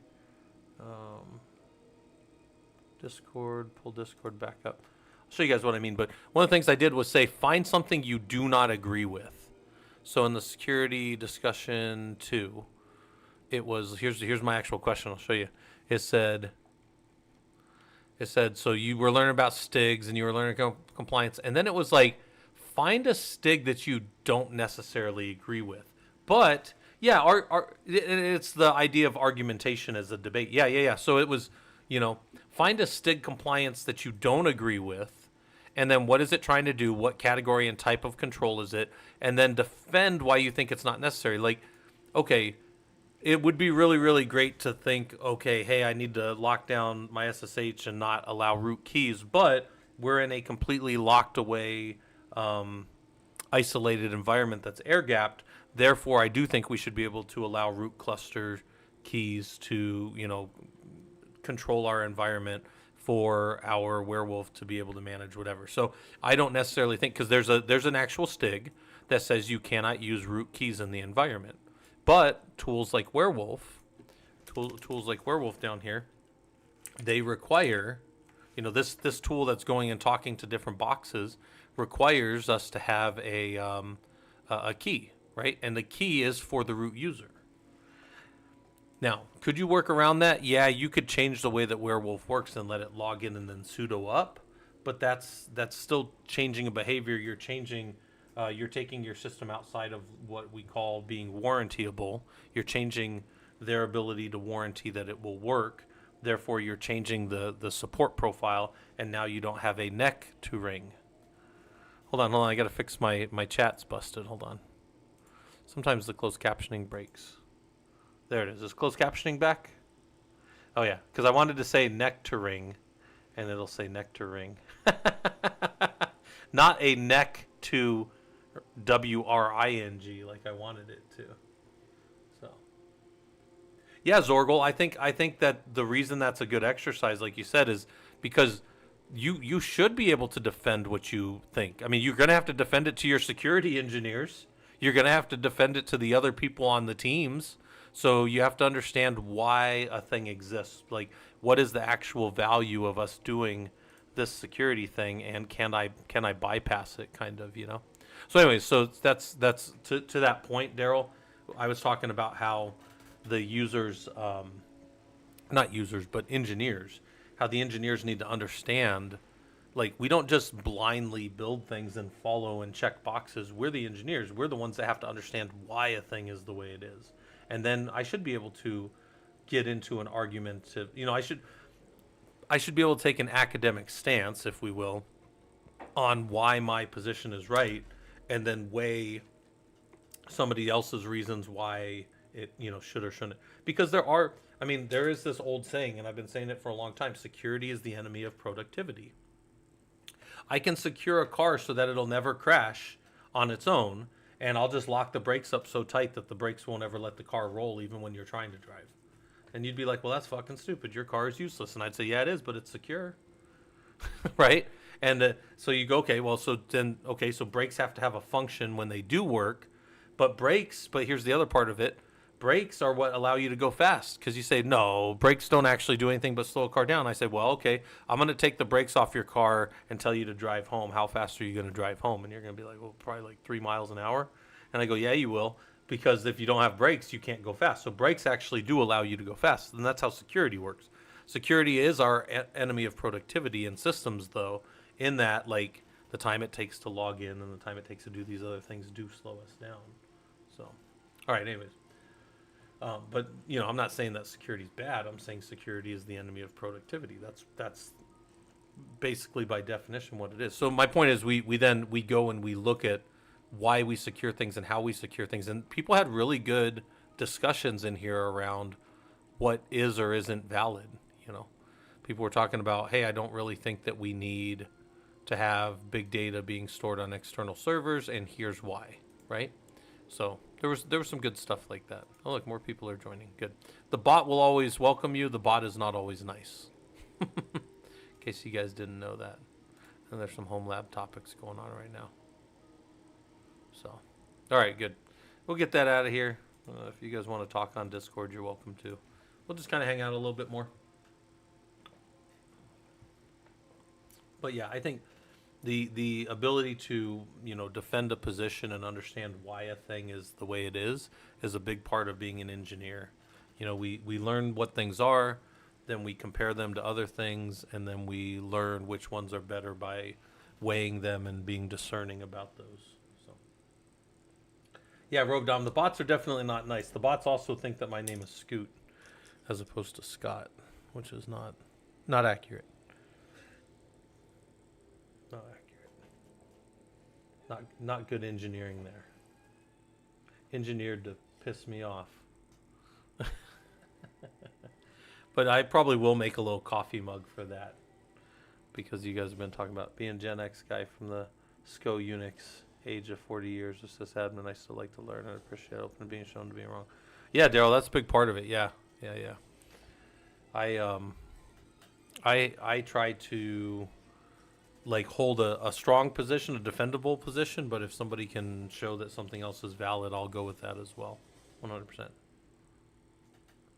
Yeah, Daryl, because we joke around about I can make something completely secure by taking it off the network, and that's true, but it won't be available then, and it breaks that. So yeah, 100%. So yeah, that's what we do around here, Daryl. You're welcome to hang out. We have good discussions down in the Discord. You'll find probably good, like-minded people. You'll find people that'll challenge you. It's good. I like the little community that we have. I actually, when we were under 1,000 people, and it was just those of us that we kind of knew, because we had grown up. We're almost 4,000 people now, and the reason I bring that up is because we've done a good job, I think, of growing and not being a place where you couldn't fucking talk. Because one of the worst things ever, if you guys have ever been on a tech Discord or a tech Slack channel, it's just man, somebody will say one thing wrong and 30 guys will be in there going, actually, and that's the word. I can't stand everybody trying to show they're the smartest guy in the room. It's one of the most annoying habits of tech people. I don't have to be the smartest guy in the room. I'm going to be over here building stuff, building out environments that people can use and that kind of stuff. So, Fractal Cow, we just hang out and do Linux around here. I am kind of co-working today, so I'm working on a different screen. You guys don't see me. I'm just kind of playing around in my home lab environment. You guys are seeing on the left just a bunch of stuff that we've been talking about and just monitors of my home lab and stuff. Keep an eye on my Ranger dog. He pops up every now and then. My dog's downstairs guarding the house. And yeah, we're just talking about system stuff pretty much. So yeah, Probable Steve, a lot of people jump in on the course every time we run it. So I'll probably try to run the course at least 2 times a year if I can. We did the first one late last year into this year, and then we just started the new one again. So there's actually the course popped up right there on our prolog.org. And if you don't want that, there's links in the Discord to the other stuff. So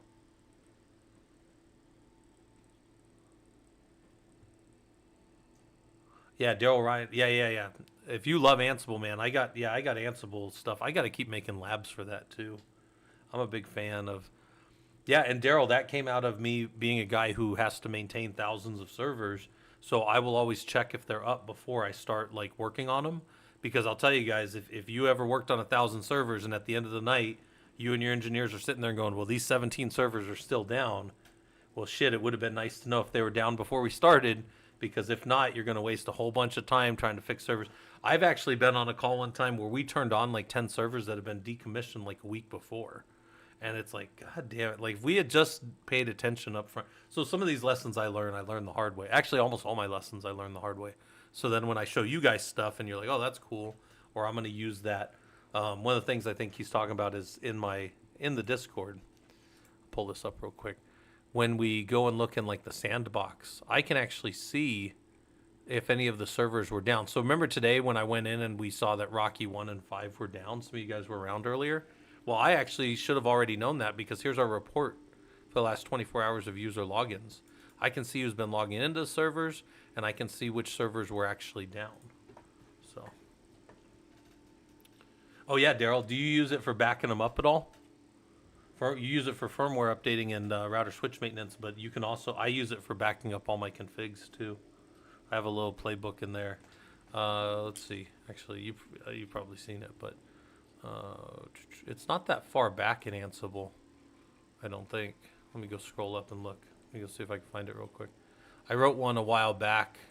You just have to modify it for your systems. Somebody else's stuff.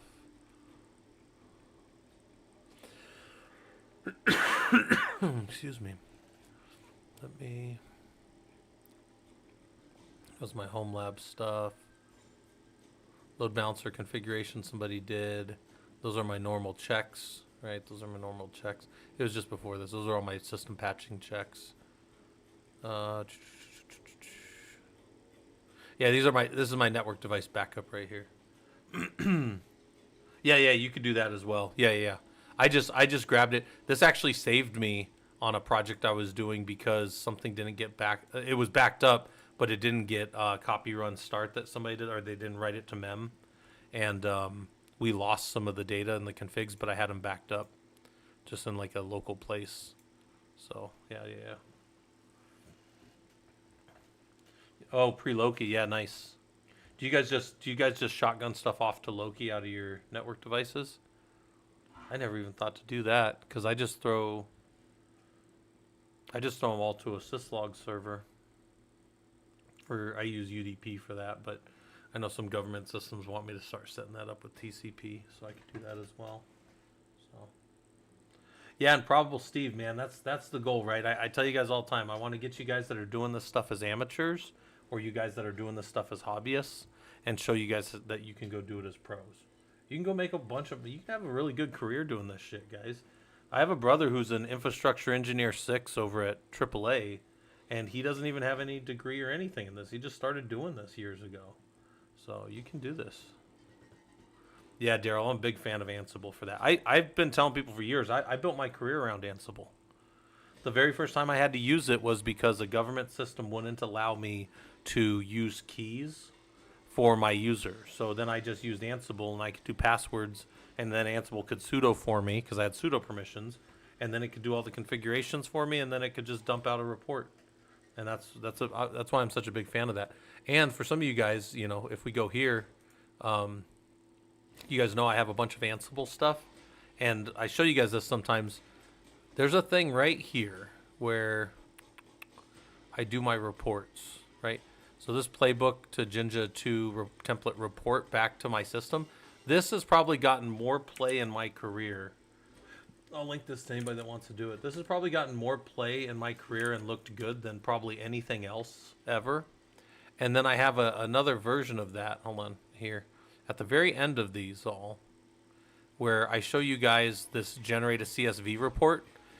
I'll link this to you guys as well. This one, the reason this one's so fun is because management needs to be fed CSVs. Management wants CSVs. They want to open everything in Excel. Excel runs the world. Whatever else you guys think about Microsoft, I can tell you for sure that Excel runs the world.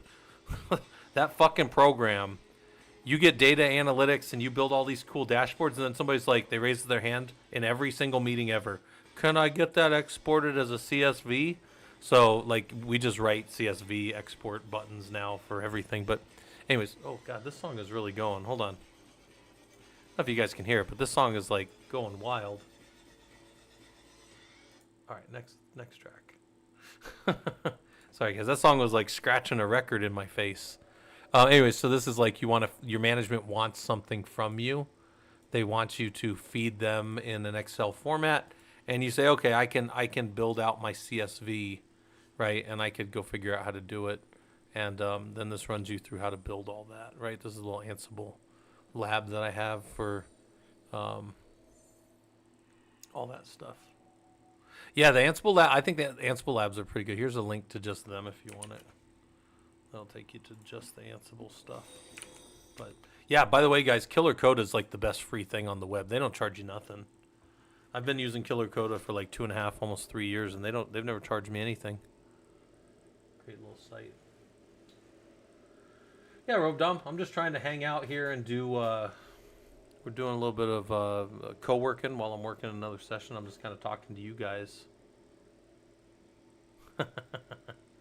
Yeah, yeah. Well, I'm 43, so I'm one of the old dogs too. I'm definitely getting up there. Even when I go to these wrestling camps, like the average guy there is probably mid to late 20s, and then some 30s. There's a few 40-year-olds, but I'm one of the older guys at the camps most of the time, so I get it. Rizushi said he was digging, and there seems to be a working recently bumped February 19th of 2025 Nix packages request to add optional FIPS support for OpenSSL. Nice. Heavily doubt it's enough to consider Nix itself as FIPS certified, but is there? Yeah, that's nice. Yeah, Rizushi, that's you can get Rizushi, you can get to what I would say FIPS compliance within a government system without the OS being certified as FIPS compliance, as long as you're hitting all the FIPS data points. But yeah, if they have some of their packages that are FIPS supporting, and then they use the right encryptions and all those things, then yeah, it should they can definitely be used for that for sure. So 43 is a pup 59. Yeah. Fair enough.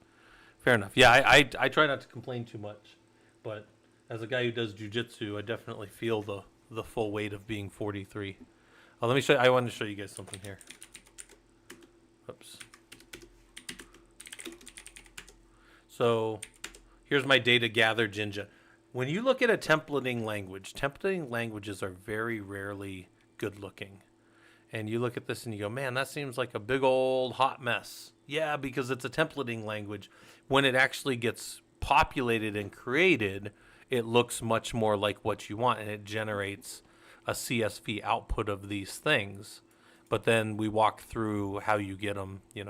I haven't went through this in a while with you guys, but there's basically in the data gatherer.yaml, there's the actual playbook. Let's go look at the main.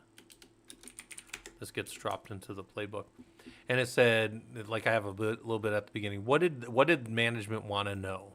They wanted to know the server name, the server make, the server model, the type of processor, and the socket. So I'll give you guys a little background on this, because this right here, this project, this is something I really did for a customer. I was embedded with a big college in the Northwest. My company does a lot of high performance compute, and sometimes I get embedded. And they dropped me in, and that team had 2 people on it, and we wanted to build back up to about a team of 8. And so I trained people and I showed people. So first I dropped in as an administrator so that they just had another pair of hands. But then I started building more and more things, translating a lot of stuff over into Ansible. And one of the things they asked me was, they said, hey, Scott, we have lost all of this knowledge in our organization. All this knowledge is gone. Can you go and can you just grab, because we had this big Frankenstein's monster style cluster. Yes, right. I know I said it right. But this big cluster that was just designed around every year a new drop. So documentation was lacking, as they often are.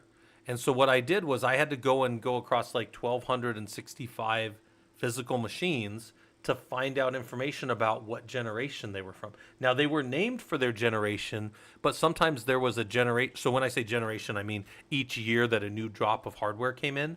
So sometimes they had a different chipset in them. Sometimes that chipset operated at different megahertz or had different underlying. There were all kinds of things that could be different. But at the bare minimum, they wanted to know these things about all their servers. So I wrote this little thing and I said, well, where would I get the server name from? Well, that's populated by gather facts. Ansible does a thing called setup, and at the beginning it gathers facts, and factor will get you all this information, right? And then server facts, server model, proc, type, socket. And then we wanted to get all of those things, and we wanted to debug them out if we were going to look at them. And then we went and dropped it in that playbook. And that playbook was the one right here.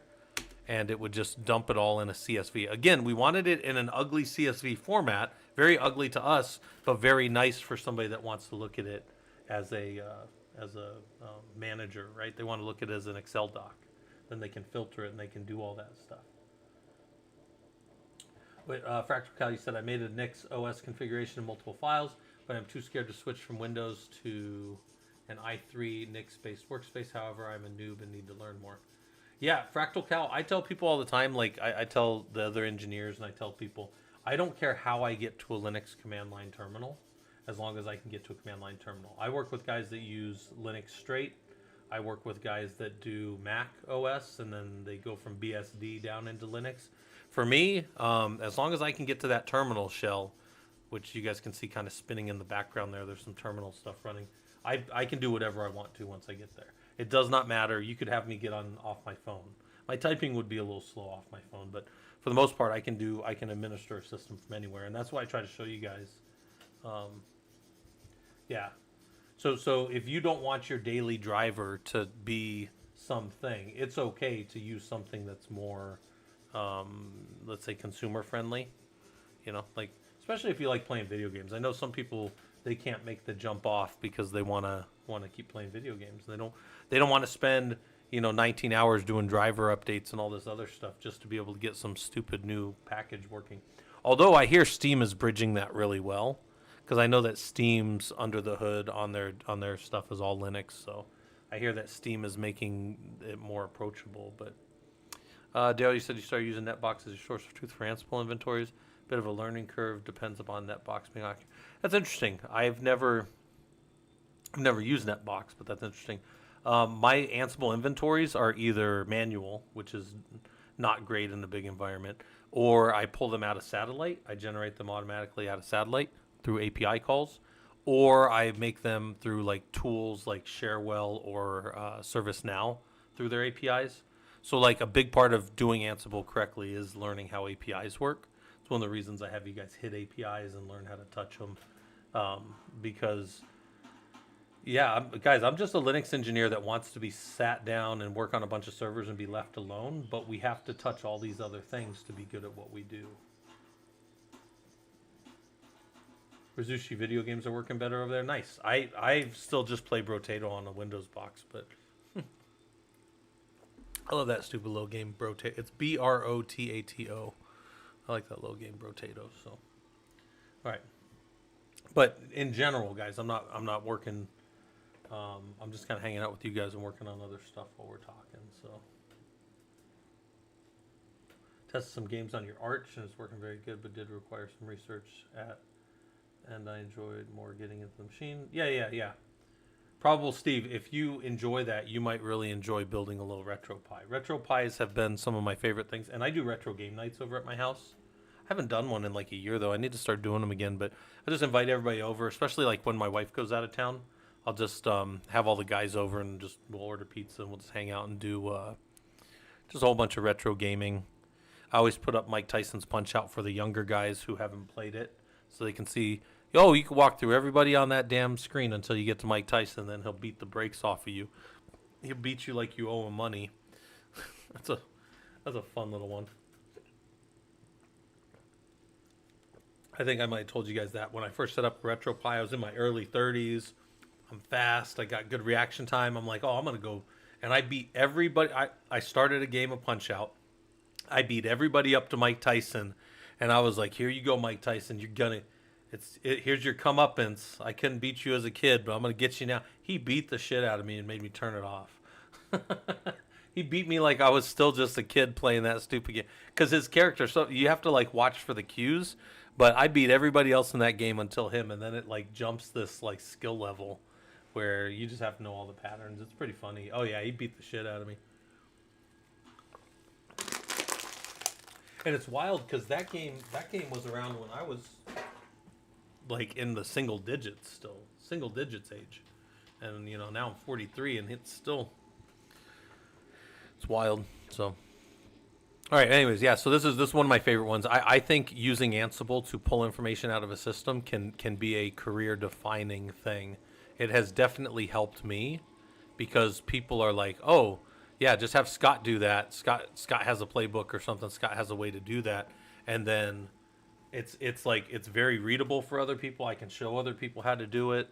And then, go just again, in a lot of this, like I show you guys the first two things. I believe this about every automation tool. You need to know how to install the automation tool. And then you need to know how to set up, well, in Ansible's case, an inventory, right? That's an inventory. But then you need to know how to just get it to work in the basic way. So like these first 4 labs show you the absolute like structural basics of doing things in such a way that then you're like, oh shoot, that's it, that's all I needed to know, and then there you go, boom.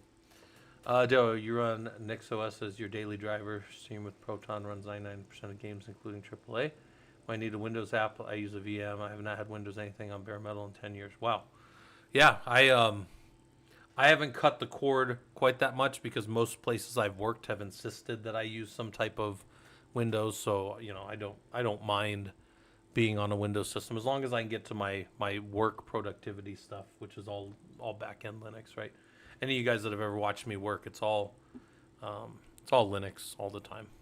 It's this right here, literally just that all the time in the background across all my screens, just black backgrounds with mostly white or sometimes green or blue letters. Let's go look at this net box. Hold on.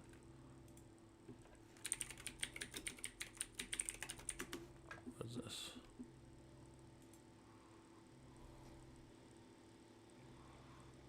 What is this?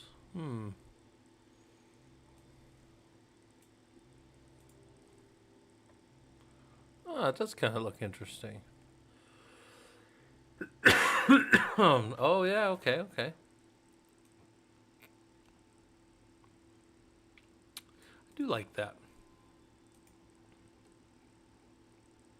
Yeah, and then I can just go pull all my info out of there. Okay, okay. Probably just bash off an API and just get all my info. Yeah, I like that.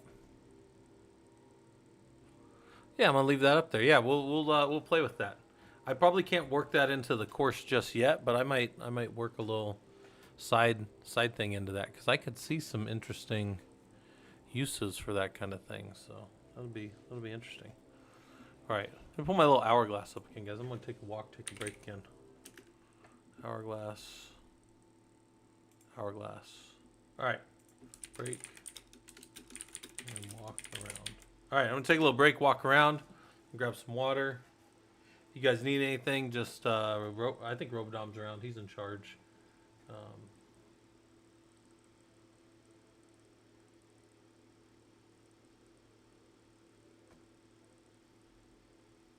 Schizophrenic said Netbox and not Autobot. I don't know about that Autobot, but feel free to link it up down in the Discord. That's where we have most of our conversations. I'll be back, guys.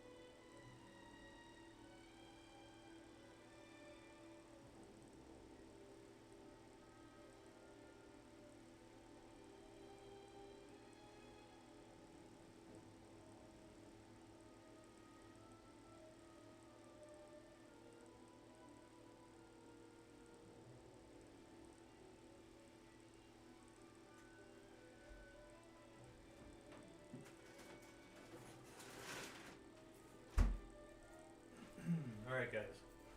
Where are we at here? Hopefully I'm not missing too much. Lord Processor, I was away. I'm on break. You should be able to hear me now.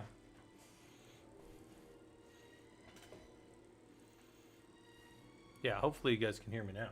I was away when you got here. We're still taking a break. Feel free to take a break, guys.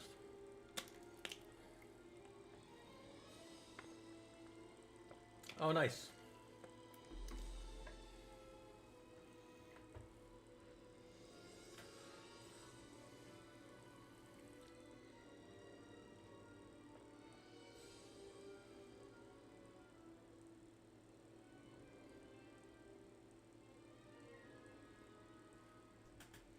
Yeah, Rizushi, I don't know if I've ever used those. So I should just do a day one time where we just hang out and do like some of the pros and cons of some of the note taking things that are out there. My process of note taking is I've told you guys this as an engineer, you guys would be absolutely appalled if you saw like my day-to-day activities, like how I get stuff done. But if you saw my final working products, you'd probably be like, wow, that's really good work. Scott does really good work. That's why he's an engineer and been as good as he was for as long as he was. But I can tell you one of the things about the way I do notes is exactly the same all the time. But it's something that like when you saw it, you'd go, that's just madness. But then over time, it kind of makes sense. Like I grab my raw notes out of systems, down into like Notepad++. And then after I do that, I go into a second version. I go through my system or my build again, whatever I'm doing. And then it starts to get solidified down into whatever docs or markdown that I'm writing something for. So like I always have, there's like there's very raw notes that I do inside of like Screen where it just captures everything that ever passes my screen. That's one thing. But then the next level of it is kind of like my raw, filthy, kind of just they're not hewn in any real like finished way notes.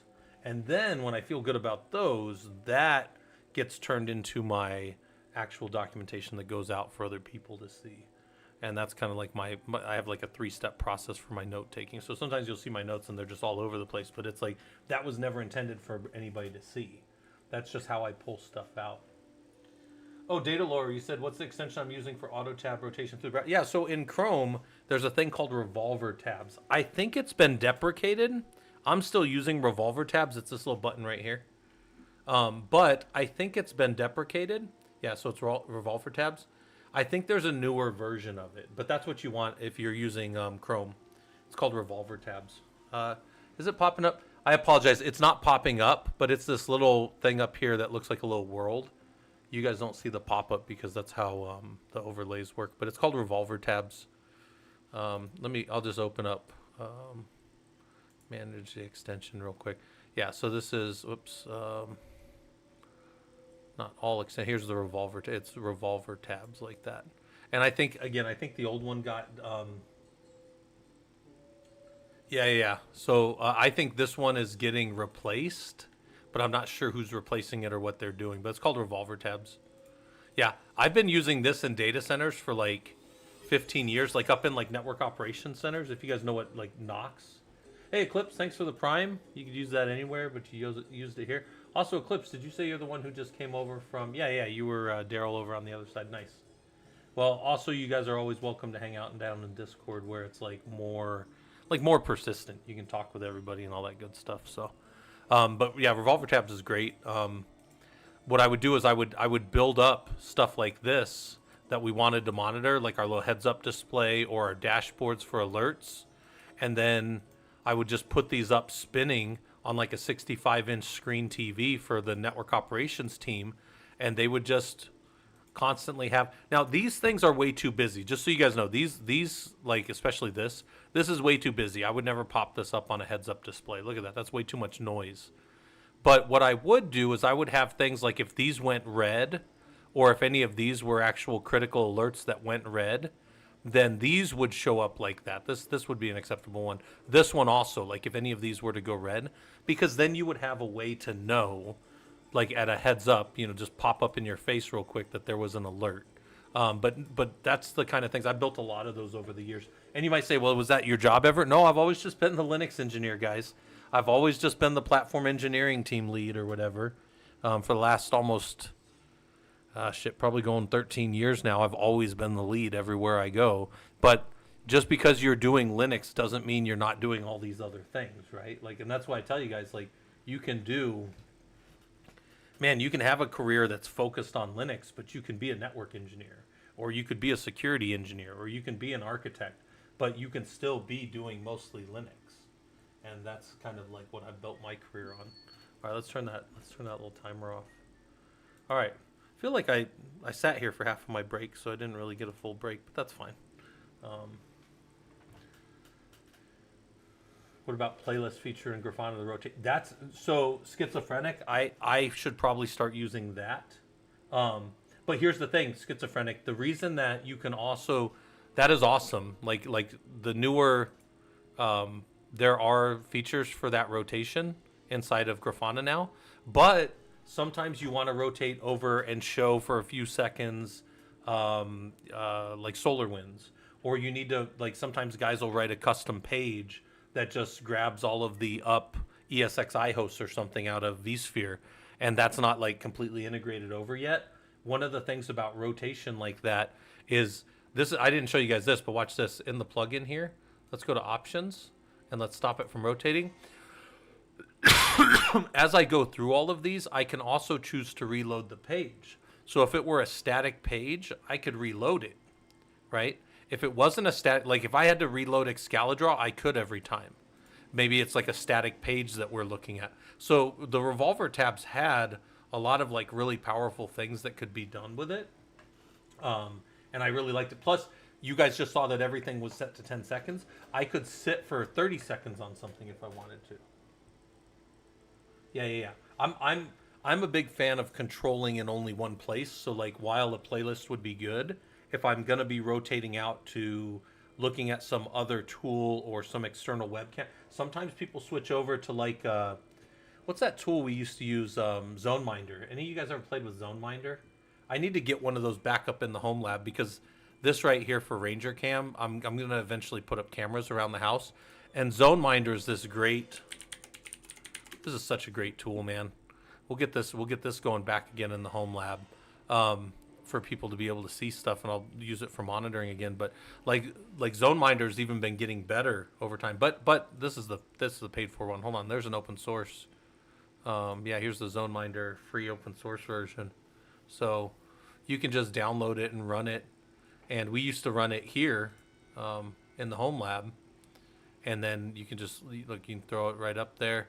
ZoneMinder is great. It's a great little tool. It'll even tell you if somebody's like walking up to your house on any of your cameras. It'll identify cars that are sitting out for too long in front of some property or something you have. Yeah. Schizophrenic for a video wall on your computer. You just use whichever dashboard I need along the. Yeah, and like revolver tabs or any of those things are great. The data, the playlist, though, is it uses less memory. That's good. So this is one of these things, yeah, because I do think revolver tabs is a little bit memory heavy. But like if I had a little system, I'd just have a little system hooked up to like a 65-inch on the wall in a knock, and people could just use it as a heads-up display. You can put whatever you want on it. You could put the line. You guys want to hear the craziest thing? This isn't even crazy. This is just the thing we used to use at the knock. So at GoDaddy, we worked in a data center for GoDaddy that was over at 82nd Street and Raintree Road. It's out in Scottsdale, Arizona. This was back. They don't have the building anymore because one of my buddies is their director of audit over there. So like I know that they don't have this building anymore. But it was me and the knock guys, and there were like maybe up to like 6 of us in the knock during the day. But then in the afternoon, but out in the floor there was like up to 2,100 call center employees at any given time. Only thing about a video wall when you get signed out. Well, that'll suck too. But listen, hold on. This was one of the funny things that we used to do at the knock. They would bring in food all the time, and then they would put it in the break room. They would bring in food from like Subway, or they'd bring in food from like they had a bunch of different vendors that would come in, and GoDaddy would subsidize the food. So it was only like, dude, it was like $2 to get a full meal from Boston Market. It was this great deal, but we didn't want to ever stand in line. So like when they'd first get there, there'd be this huge line of all the people off the call center. So we would just look at. We weren't supposed to do this from the knock, but we knew all the IP addresses for the security cameras. So we would watch the security camera for the break room for when the line would go down, and then we would send one guy out, dude. I'll tell you what, GoDaddy, so they didn't run their own little corporate, like a lot of corporations, if you have 2,100 people in a building, they would have like a big kitchen and they would run a staff. Bob Parsons was smart. He didn't do any of that. He would just bring in like Subway and Samurai Sam. Oh, Samurai Sam's were like, it was like $2 for a whole Samurai Sam's bowl back in the day. And like, I mean, those things would normally be like $5 or $6 back then. You'd get like rice and teriyaki chicken or whatever. And I'd go get two of them, one for dinner, and then I'd be working the knock all night. So I'd have the other one like later on in the night or whatever, because I'd be working the night shift. Oh my gosh, that was so much fun. And it'd be like $4 for like 2 meals. It was a great deal. But yeah, he was brilliant. He'd have Subway. They'd just come with a whole bunch of subs already, and you'd get each sub for like $1 or like $2. But they'd be like little 6-inch subs. Yeah, but it was brilliant because he didn't have any overhead of a big old like not restaurant, but like a lunch. What do they call those things? Like a cafeteria. He didn't have a cafeteria. He just had the businesses come in, and we had we would rotate through. It was Subway, Boston Market, Samurai Sam's. It was good, man. It was really good. Well, yeah. So he was paying them the other $3, and we were getting them for like $1 or $2, right, Robdom? You get what I'm saying? So like, it was such a smart little deal that he had, where he could subsidize the food heavily and make his workers super happy, but he wasn't paying for a freaking. Because what do you think a cafeteria runs for a company that size? You have to have all this square footage. You have to have all these industrial equipment. You have to have all these employees. He didn't have any of that. He just brought the dude. They would just back a truck from Subway with a bunch of subs, and they'd basically be throwing the subs off the back as fast as we could buy them. It was fucking brilliant, man. Yeah, and we were all happy because we got really fast, really cheap food. And he was happy because he didn't have to maintain. It was like wipe off the tables after everybody gets their food. It was like that easy. There was no other overhead to that. He had a little break room that was barely bigger than the office I'm in, and he could feed thousands of people through it. It was really. I always thought that was one of Bob Parsons. I mean, look, Bob Parsons was a really smart guy in the first place, but he, obviously started GoDaddy, and before that he had started. He started one of the big things that got bought, like a big software project that did like not Quick. I think he did Quicken. Quicken was one that he wrote. He wrote it in his basement. Yeah, the guy was smart. Bob Parsons used to run GoDaddy. Then I think he's out now, I think. But I was there when it wasn't a public company yet when I was there. So good. All right. So I do think I have to get off of here soon because I think I have a working session. Let me see if the working session got canceled.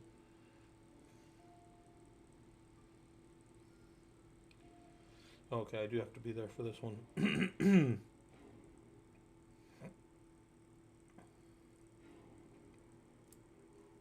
I got to talk Open On Demand a little bit, actually. You guys ever seen Open On Demand? It's a...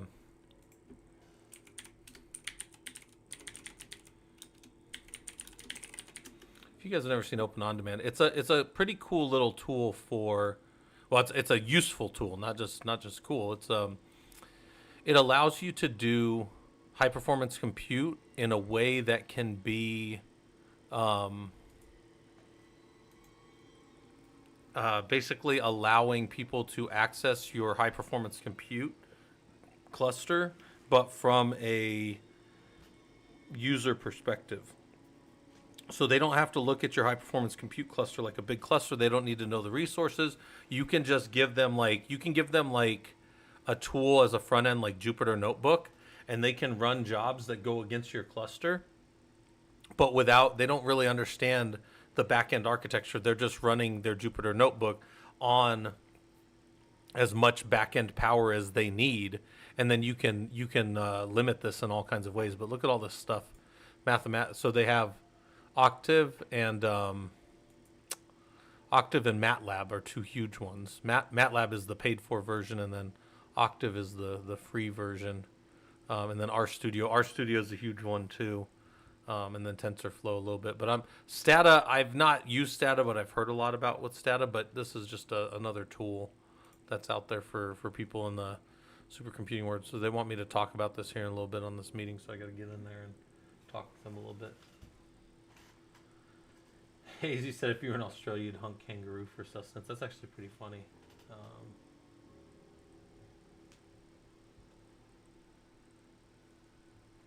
Yeah. All right. Guys, I probably do have to drop then. Let's go find somebody to raid over on the Twitch side of things. But on the YouTube side of things, we'll probably just have to say, I'll see you guys later. I won't probably be on tonight, but I will be on during this week. And we'll be just focusing on kind of getting everything set up for our new sessions. You guys will see me working on some of that stuff and getting ready for the weekends. The weekends are big for us now because everybody's hanging out and doing our different system thing.